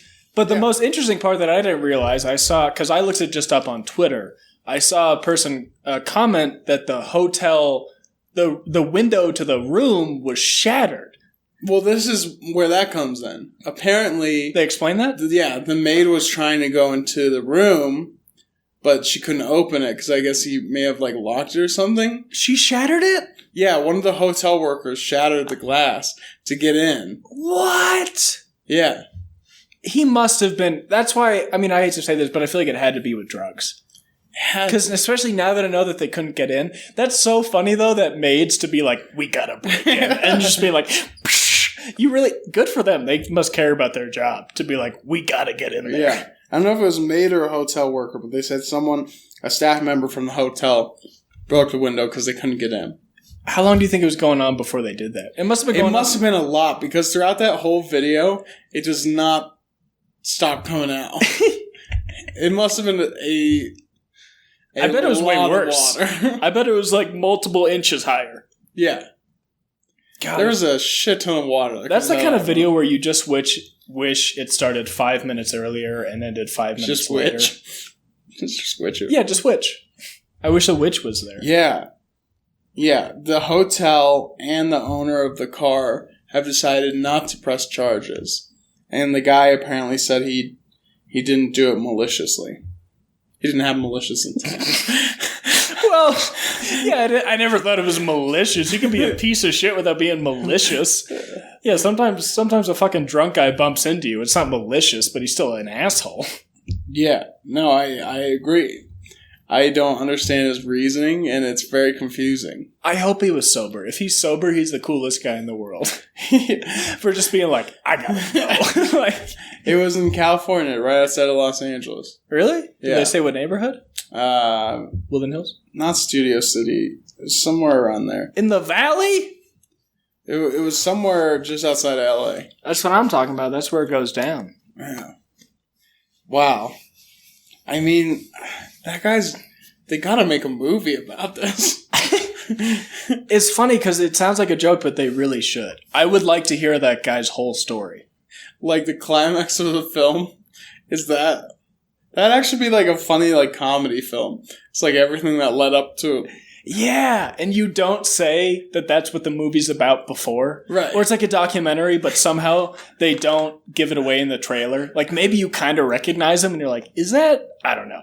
And it's his whole life, and it's this sad drug story. And then it's like the final climax of like, that's our car! And you're just like, what? Yeah. The little girl was overreacting. Maybe she was more scared, but it was like... I get it. When you're a kid, you think everything your family has is yours as much as it is your parents. Yeah. But she was still flipping out. I mean, yeah, even I, like, when she grows up, like, I wouldn't want to hang out with her. You know what I mean? Yeah, I mean, yeah, she's definitely like, just like a young kid, but she's not going to be that cool. She just flipped shit because I accidentally dropped a plate at her place, That's my plate! Like, yo, you gotta chill. You gotta turn it down a little bit. Well, that's what was so funny is the guy filming it is like, he's like, whoa, what the fuck? This is crazy. And then the girl starts screaming and you kind of hear him go like, she's screaming really loud.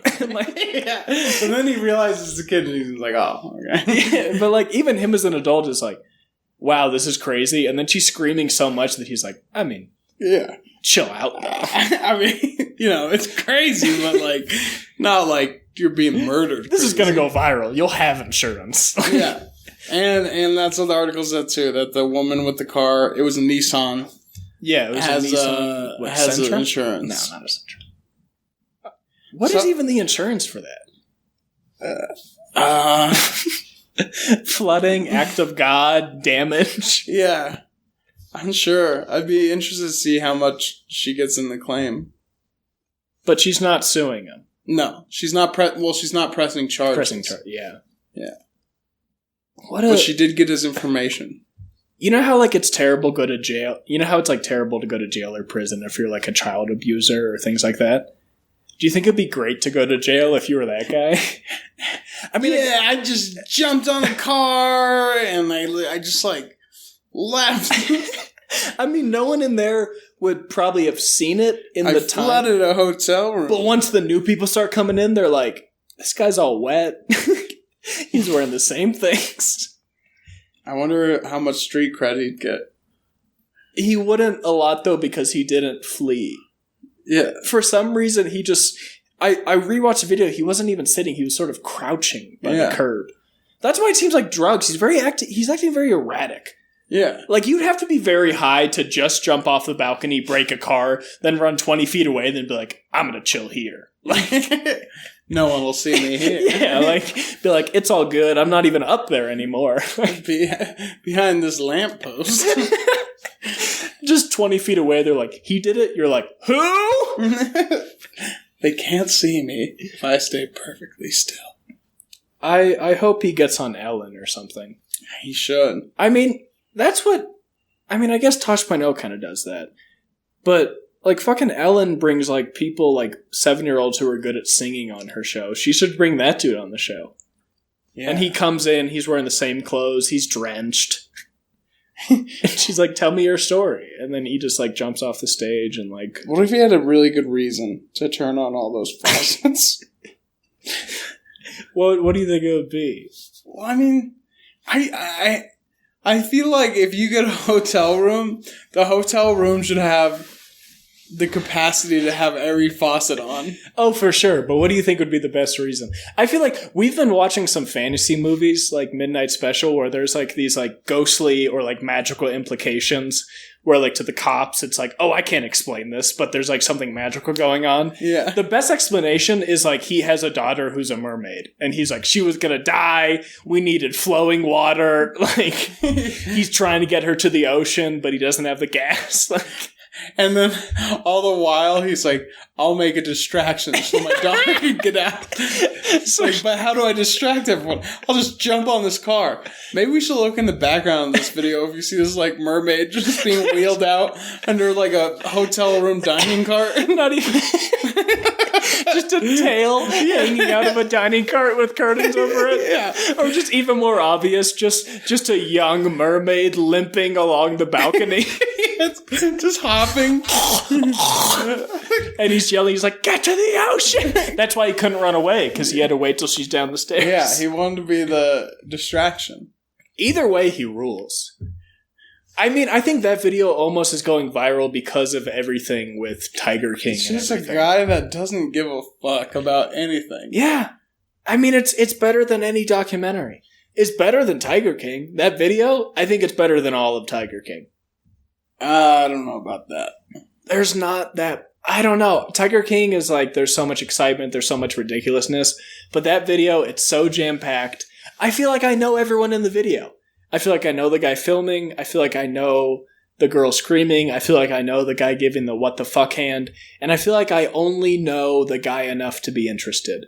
He's like a Lay's chip. Just enough salt to keep you, like, hooked. If you were that guy, and then the owner of the car, how do you explain that? Like, I think you explain it in the same fashion that you jumped, which is just like an apathetic asshole. Where if there's like, why'd you do that? You're like, I had to get out of there. I just had to go. You're like, they're like, but you didn't even run away. You're like, it wasn't about that. It wasn't about that. I just couldn't be on that floor.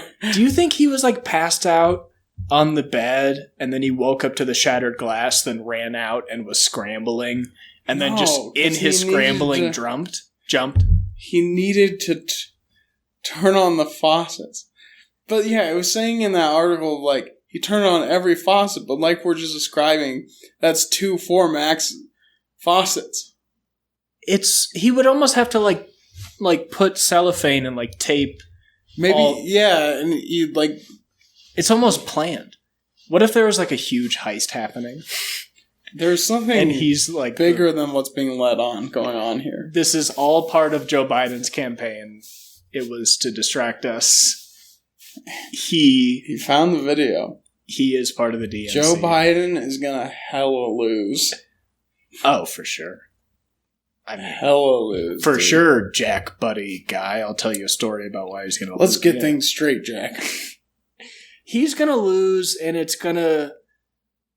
The worst part is it's going to be devastating, but he's going to lose in a hilarious fashion. He's not just going to lose. Trump's just going to sock him, dude. Just like up and down. Because he's so good at like roasting people and like... Yeah. I think he won't be able to gather his thoughts. Biden won't be able to gather his thoughts. It's too quick. I think Trump is going to say what I thought Bernie should have said in the debates, which is that 50% of men over the age of either 50 or 60 or maybe 70 eventually develop like Alzheimer's. But then that would also put Bernie and Trump at risk. But what I'm saying is you got to make that point. You got to go, listen, it's 50% of men. Look at Joe. If it's going to be one of us, who is it? Look at Joe. I mean, Trump is going to win, like, regardless. But that argument, I mean, once again, I think the primaries. He should have been meaner or something. I don't know. I mean, I don't think Bernie ever stood a chance because it was obviously rigged. It's like if you look at the quotas and the maps and everything about like polling data, none of it matches up. But I wish Bernie would have just respectfully just been just like, I don't want to be rude. I don't want to speak out of turn, but the fact of the matter is, besides policy, besides experience, 50% of men over the age of 50 contract Alzheimer's. I am older than Joe. I look worse than Joe. I am weaker than Joe. But look at me and look at him. Joe's like a... Wouldn't you love that guy to do a tutorial of how to make like a soup? Joe? Yeah. And just him forget everything? Yeah, but like to fuck with him, you put the ingredients in like weird places. Like you put the chicken broth like under the sink. Yeah. And he's like, all right. And he's so happy just that he remembered. He's like, now we're going to add the carrots. And he just stares at the camera. And he's like, he starts mouthing to the camera, not realizing that it's filmed. He's going like, where is it? He had this interview where it was like a Corona interview about like the importance of staying home and hygienic and all that stuff. And he was just coughing the whole time and not covering any of them. Oh yeah. Like he was just like coughing at the camera, and then the guy finally is like, hey, Mr. Like, he wasn't even covering it? No. No. He's so good at being an idiot that his staff tries to protect it as much. They're like, okay, we wrote a speech for him. We told him what to say. There's no way he would do it on purpose, right? Oh, no, for sure. It's all intentional. And that's what I'm going to get to. But I feel like he's so terrible that his staff is like, we wrote the speech for him. There's no way he can fuck this up. And then he's talking in the interview and he starts coughing and they're like, he's coughing? We couldn't even like prepare for this. But I feel like him and Trump are both old school. But Trump is old school in the way that it's like, I'm stuck in my ways. Like, don't give a fuck about me. Like, he's old and shitty, but still, like, very cognizant. Like, cognizant enough to be an asshole. And then Joe is old in the way that's, like, he still thinks it's the 50s. Like, he doesn't even know that he's rebelling. He doesn't even know that he's wrong. You know what I mean? He's just gonna get fucking smacked. Completely. That's why he's so unappealing, because when he tries, like, Bernie's, like, so, like, driven and charismatic and cognizant that he's like, we're gonna do this, and most people are like, fuck yeah, we are, we believe you. But then Joe's just like, we're gonna take the shovel back into our hands and dig that hole, and it's just let's get that straight, Jack, Jim, Jan, Chip. That's the saddest part. He's trying to... And this is what, like, dumb people do, and I guess also people with dementia, is they try and seem smart by simplifying. But if you don't know what you're talking about, or in Joe's case, don't know what you're talking about and are senile, then you sound so stupid. Like, him talking about, like, gay rights, he was like, that was, like, one of the first Joe Biden is crazy videos, where he's talking to Anderson Cooper, and he's like, Anderson, everyone's talking, you know, they talk about, oh, gay, all this casual sex, gay bathhouses. And then he pauses, and he stutters, and he goes... Come on, man. And that's his way of being, like, simply woke, of like, come on, that's so ridiculous. Why would you generalize gay people as being overly sexual? But he's not able to say that enough. And it sounds like he's, like, being judgmental. And it's just like, it's like, oh, wait, so your way of, like, being progressive is just by being like, well, we all know what we think about gay guys. Gay bathhouses, HIV. It's like an old man trying to be woke. Sean Penn. Yeah. Harvey Milk. Ice cream. Milkshakes. It's just like old people trying to be woke, just being like, well, you know how non-white people are. And you're like, you're really off base already. Like, I don't even, like, his premises are wrong. He's gonna get worked. Yeah, I mean, Trump's gonna call him Stuttering Joe, and it'll be over in the first debate. It doesn't. And I've been talking to people, and they're like, oh, well, like, the coronavirus has, like, really hurt Trump's appeal. And I'm like, everyone got a check. Yeah. And, like, even the people that aren't still think he's doing good. Right. You know? And, like, there's a lot of liberal failing, too, in the coronavirus. So it's not, like, leaning towards anybody here. Like, Trump is, like, fucking up the most because he has the most power to fuck up. But, like, you know, he could fuck up. He could, like, 1 million more people could die, and I don't think it would matter. God, we're so political. We're political as fuck. We're pork butt. If you don't like it, log off. If you don't like it, kill yourself. If you don't like us, then curse us. I don't share any of those sentiments that Cooper just expressed. I'm very glad that you're here and both listening and here on Earth. Yeah, I mean, if you're out there, if you're struggling with stuff, just wait for the next episode. Oh, God. I'm not saying it's going to be terrible advice. Just listen, if you're on the verge of it, I had a rough day. If coronavirus, if anything in your life is fucking you up, just wait for the 3rd episode of Pork Butt, because it's something to be angry at, and feeling is all there is. I wish our podcast wasn't bad. We got to figure out how to make this better. We got to work it till it works, babe. We're in this together. Oh, please don't call me babe. Babe. Why? Because we have in all the Instagram videos we've made? Yeah, but podcasts are different. I don't want anyone thinking I'm gay. Why? You are gay. I mean, like, on the internet I'm gay, but, like, real life, it's not my thing. I don't judge people who are. What kind of people do you have sex with in real life? You know, like ladies. Yeah? Yeah. What was the last woman you had sex with? Berta. Was it Berta or Bearda? It sounded like Berda. Who is Berda? She just rolls with it. Is Berda like the Berda of Berdas? No. No. That sounds like an intense person. She's a nice woman. She's strong, salt of the earth, never wears socks. Where does she live? She lived in Los Angeles. What does she do? She's working on her school, but she's also like in her 50s. What is she studying? Berna? Wait, is it Berna, Berda, or Berta? She just rolls with it, dude. It doesn't, she likes being called a lot of different names. I think she's studying. You think? Yeah. Is this was like communications degree? Is this like a one night stand, or are you like seeing her? We'll see where it goes. How many times have you seen her? With me, when I, have sex with people, it's more like we'll see. How many times have you had sex with? Is it Bernadette? How many times have you had sex with her? Berta. Yeah. We've had sex at least 3 times. The first 2 were just oral, though. Like mutual oral? Yeah.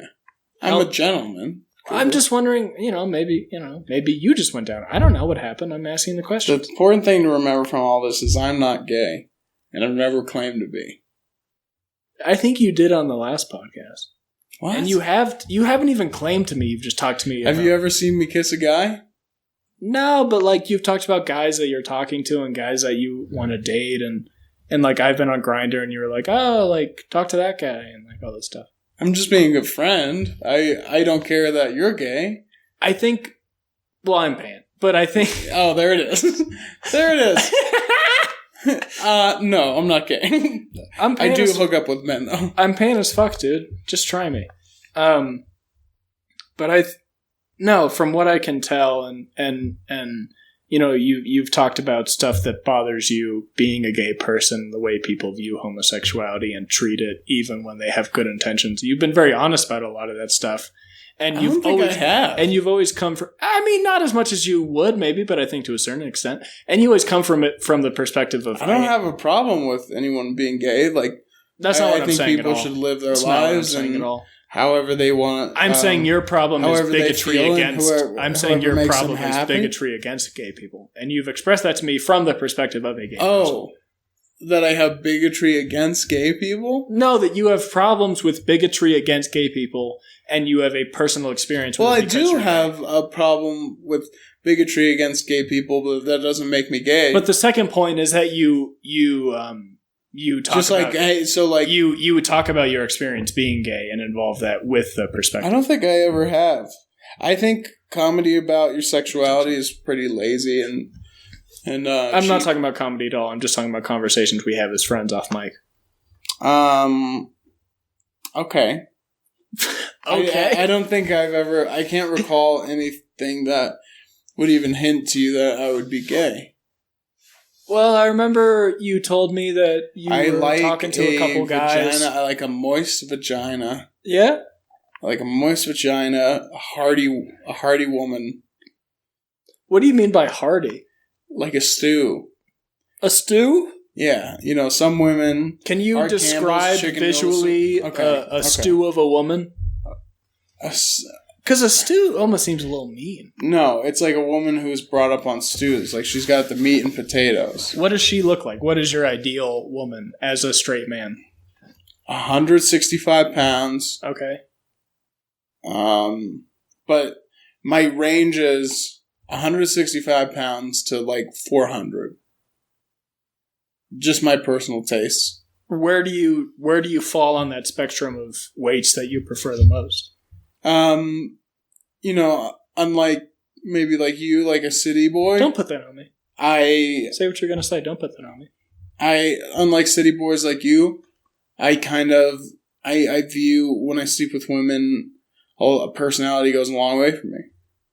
Okay. I want to be able to have good conversations with the with the women that I sleep with. Yeah, sure, I feel the same way. But in terms of like weight, because that's just a big scale, so I'm just wondering if you had to choose. Personality is. Yeah, no, I agree with you. But if you had to choose in terms of like weight, where would you lean more, 165 or 400? Where are you? Are you like 200? I wouldn't have a 165, leaning 230. Because for me, it's about 350. a woman that I love and a woman that loves herself, and that can come in any shape or size.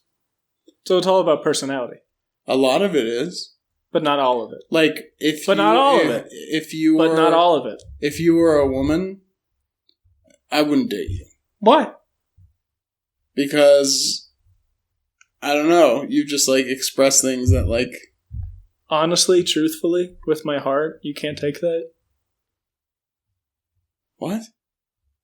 That I express things honestly and truthfully and with my heart, you can't take that? I haven't gotten that vibe at all. What are you afraid of? Cooper, honestly, okay, let's drop the act. Yeah. I'm pretty gay. Sure, you are a gay man. I do have sex with men. You do. I do talk about it on stage. Consensually. Talking on stage consensually? All of it. Okay. That was a weird way to frame something. But I just like, say if you were just gay instead of pan. Mm-hmm. Because you're pan, so you can kind of like, you just kind of like fuck whoever you want. And sure. You know, nothing really like matters to you. Sure, yeah, I'm a nihilist in terms of sex and everything. Yeah, but that's you. But say, I'm driving my car into the fire. I don't think a piece of shit. I don't think you and I would work as a couple. Even if we were sexually attracted to each other, I don't think we'd work as a couple. No. No. No. Because I feel like I have a sort of empathy that maybe you lack. Do you think that's due to age or inherent being? A little bit of both. I think I'm obviously wiser because I'm older. Sure. And I have a fully developed brain, whereas yours is still mushed. All right, well, being don't a get 20-year-old. Kind of like a bowl of applesauce. I mean, I'm in the final stretch, so let's not exaggerate things. So, and then outside of age too, I just think, like throughout this podcast, you've expressed a lot of things about witches. I don't think I think are unfair to them. I don't think I have less empathy. I think I'm not able to access it. I think I have more. I think I have a lot of empathy and it hurts me. Oh, but God. Because of things I've tried to press. That's just like saying, "What's your flaw?" Oh, I work too hard. No, I still have the empathy. I work too hard. I care too much. I still have the empathy, but I'm too easy to set boundaries now. Oh, but maybe not easy. All this empathy I have is so hard. It is so hard. It's a daily pain. It makes the world going through. I don't live through rose-colored glasses. I live through regular glasses. My life is really hard because I'm trying to save everyone. I'm a beautiful person. No, I don't know if I have empathy. I think I might just be a pussy. I think we also wouldn't get along because, like, I don't think we would ever date. In addition, because I've seen you cook, and I would like to be with someone who's, no offense, good at cooking. Because you don't want to do it? Well, because you don't seem to like to do a lot around the house. I mean, I've been doing all the dishes. You hid in your room yesterday while I did all the dishes. And there it is. And that's what, it didn't even, you know what, Dylan? It didn't even. You were just waiting to do the dishes once and then hold it over my head this whole quarantine. Oh, I have done the dishes most, if not all the times. And I woke up and I got up and I was like, I'm going to do the dishes. I got nothing else to do. Let's take up the time in the day. I was fine. I provide. For the family. That's not true at all. I have paid for all of the meals here. You are backlogged hundreds of dollars on what I've paid. I don't think that's true. If anything, by proxy, said it again. Sorry. I have there's been the other things that I do in the relationship. You think that... Yeah, but let's be very clear. No, don't go on because you didn't let me finish my story. You didn't let me finish my story, and you always do this to me. You dishonor me, and I am tired of it. But what happened was I was cleaning the dishes. If we Stop together, it! Don't cut me off. If we were together right now, I would break up with you right now. I hope you would because I don't want to even be together anymore. But wait, what do you mean? I mean, if this was a relationship, then I want it to end too. I want our hypothetical jerk. You were breaking up with me. So then you think you just have the right to break up with me because I broke up with you? Well, because if you want to be honest, then I'm being honest. And honestly, I feel like my dreams are not in line with your goals. And I don't want to have kids. I don't want to have a family. I want to go on and do my own thing. I can't don't be the either. person you need. In fact, I think you're the one that has been expressing this whole time that I'm just like the bachelor that doesn't want to do the stuff around the house and that I don't contribute to the family, but because I do. You're not Dylan, and it's fine. Do you think? Blame you. Do you think? I don't hate you for it. You say that I don't do things around here. Do you think I enjoy it, but do you think that every morning when you wake up to a belly rub by me, that it's just like that it's just, I do that because I care. I know you put the work in. I know you care, but sometimes pragmatically, I feel like I pull all the weight. Really? Because I feel like there's a lot of times that you've been cold. You know what, babe? You know what I feel like the problem is? What? I provide pragmatically, but not emotionally, and you provide only emotionally. Well, I thought that would be a good combination. I don't think it is because I feel overworked and tired. But I do want to say... I feel emotionally exhausted. I can't even believe we got into this. I've felt exhausted. I've been done. But no, the other day when I was cleaning the dishes, and if we were dating, it would be a real fight. The other day I was cleaning the dishes. I was fine to clean them. But while I was cleaning them, you said you wanted to do the dishes. I didn't say that before I did them. I was like, hey, do you want any help? And you're like, no, I can do them. I didn't say that. Yes, you did. This time. I offered help. I didn't say that. I offered help, and you said, no, it's fine. I was cleaning. You came out. You said, what are you doing? I said, cleaning the dishes. And then I said, yeah, do you want any help? And then you went and you hid in your room while my fingers were wrinkled, true. My thumbs were numb. That is not true. You sat in your room watching videos, making Instagram stories. I'm not Picasso's wife, okay? I'm my own artist. I'm painting my own pictures. So we would definitely have broken up.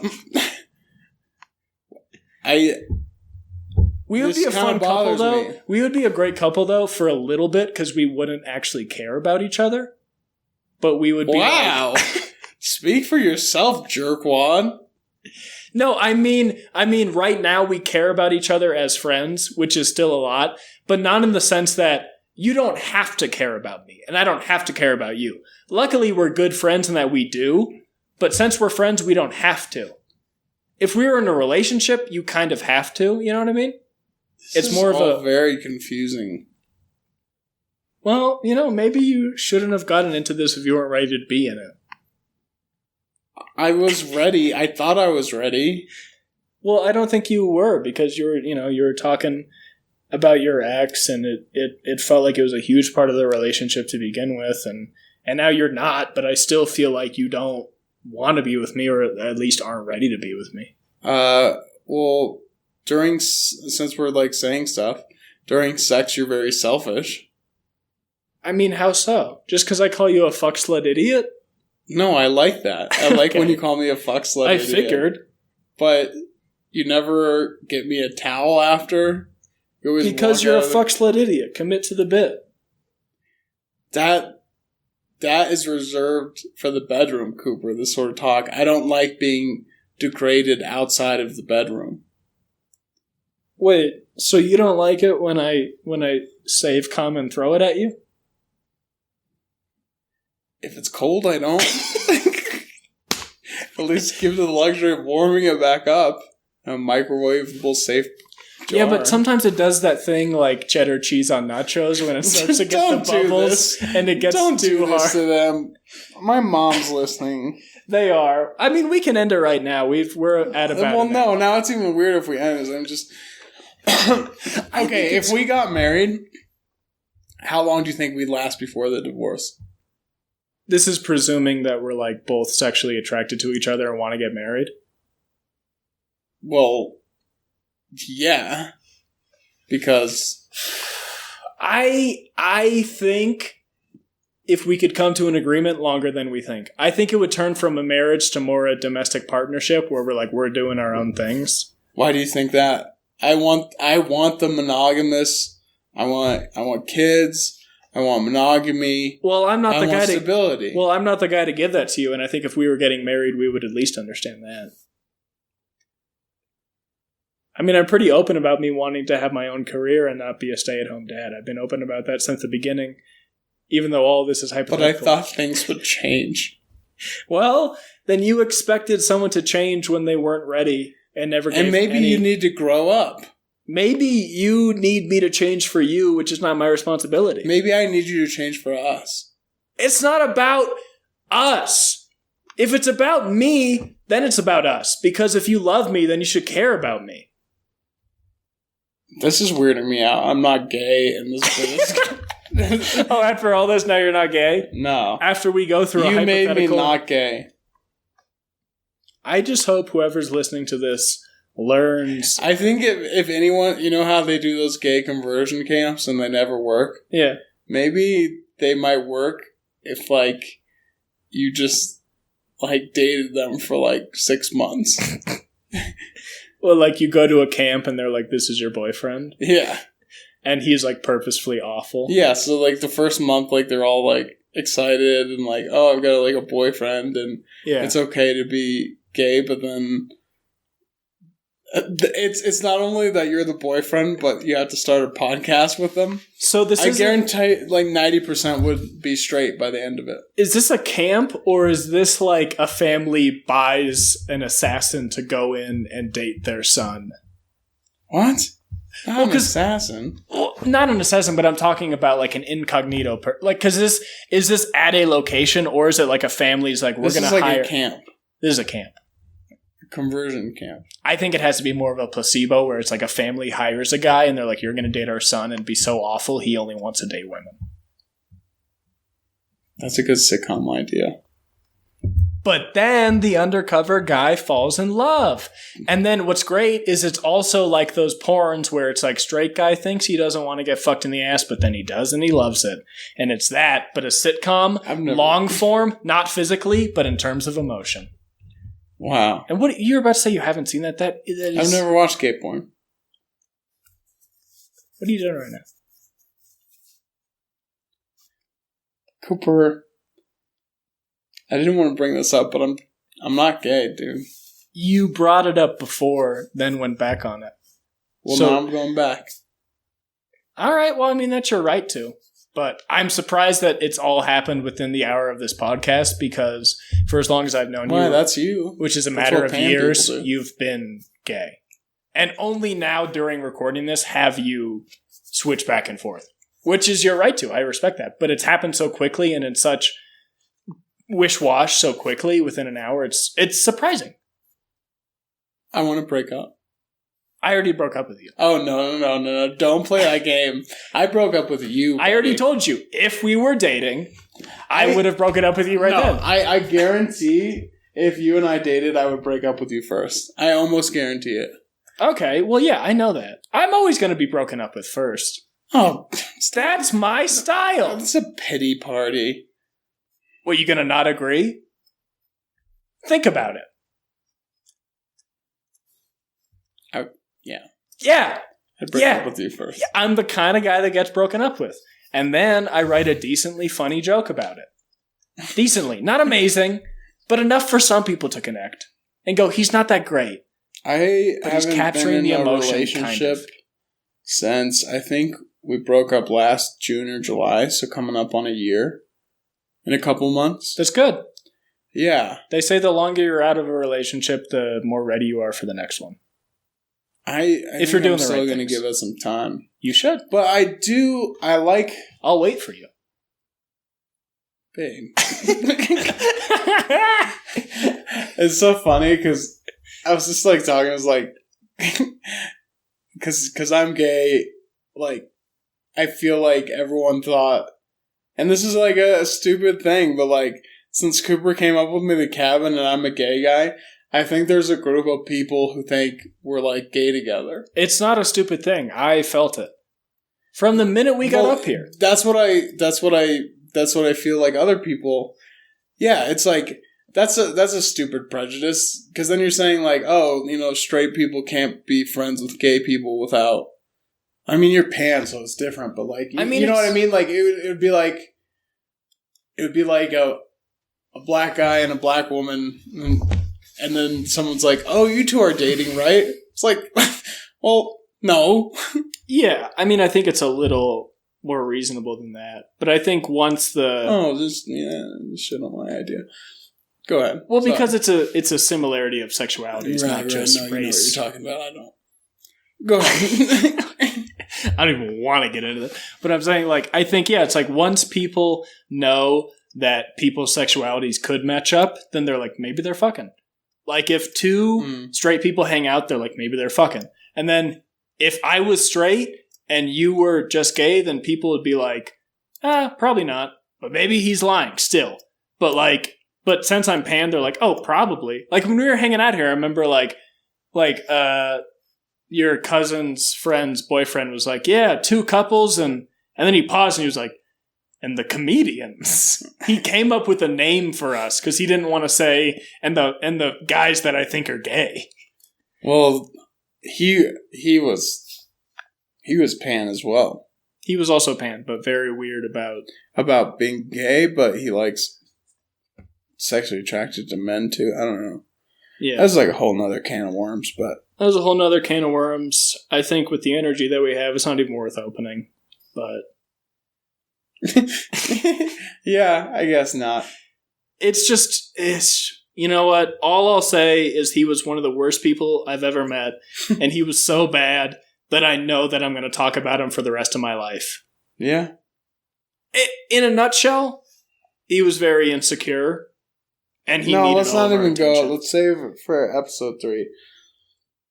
But this has been episode 2. We got witchy for a little, as promised. Will probably be a theme on the podcast until we can hit a groove. Yeah. We know that this isn't great right now. But we got real. We talked about a hypothetical relationship. I don't feel like I was real any of this episode. You talked about Aurora? A little bit. I didn't want to talk about it, but you brought it up. Because I'm like Barbara Walters. I bring out the hard stuff. Oh, God. Hey, you're one of the 10 most interesting people to me. If you liked the podcast, smash that subscribe button. Smash that motherfucking like button. Smash that subscribe button. Smash the dislike. No, smash the like. Don't smash the dislike. Smash that dislike button. But we are spreading disinformation and propaganda about us. But if you like it, subscribe, like it, tell your friends to listen to it. They won't. No, don't do that. But it's fun to say pork butt. So even if they don't listen, just say, I listened to this podcast called Pork Butt. Oh, I was just listening to Pork Butt today. It's like, even if you say it's bad, tell them to listen to it. Just tell them to listen to it. I don't want to lead people down a bad path. Well, we're some rockish, rowdy rockers, and we're some bitchy witches, and people need to know that. And we are a bad path. Yeah. We're the Hells Angels of podcasts. Uh-oh, full moon, April 7th. This is the kind of thing you listen to after your parents go to sleep under the covers. Yeah. Because we're bad boys. We're like Goosebumps. Okay. Thank you, guys. Thank you so much. This has been episode 2. Come back, episode 3 soon. Video, hopefully soon. Thank you so much. Bye-bye. See ya.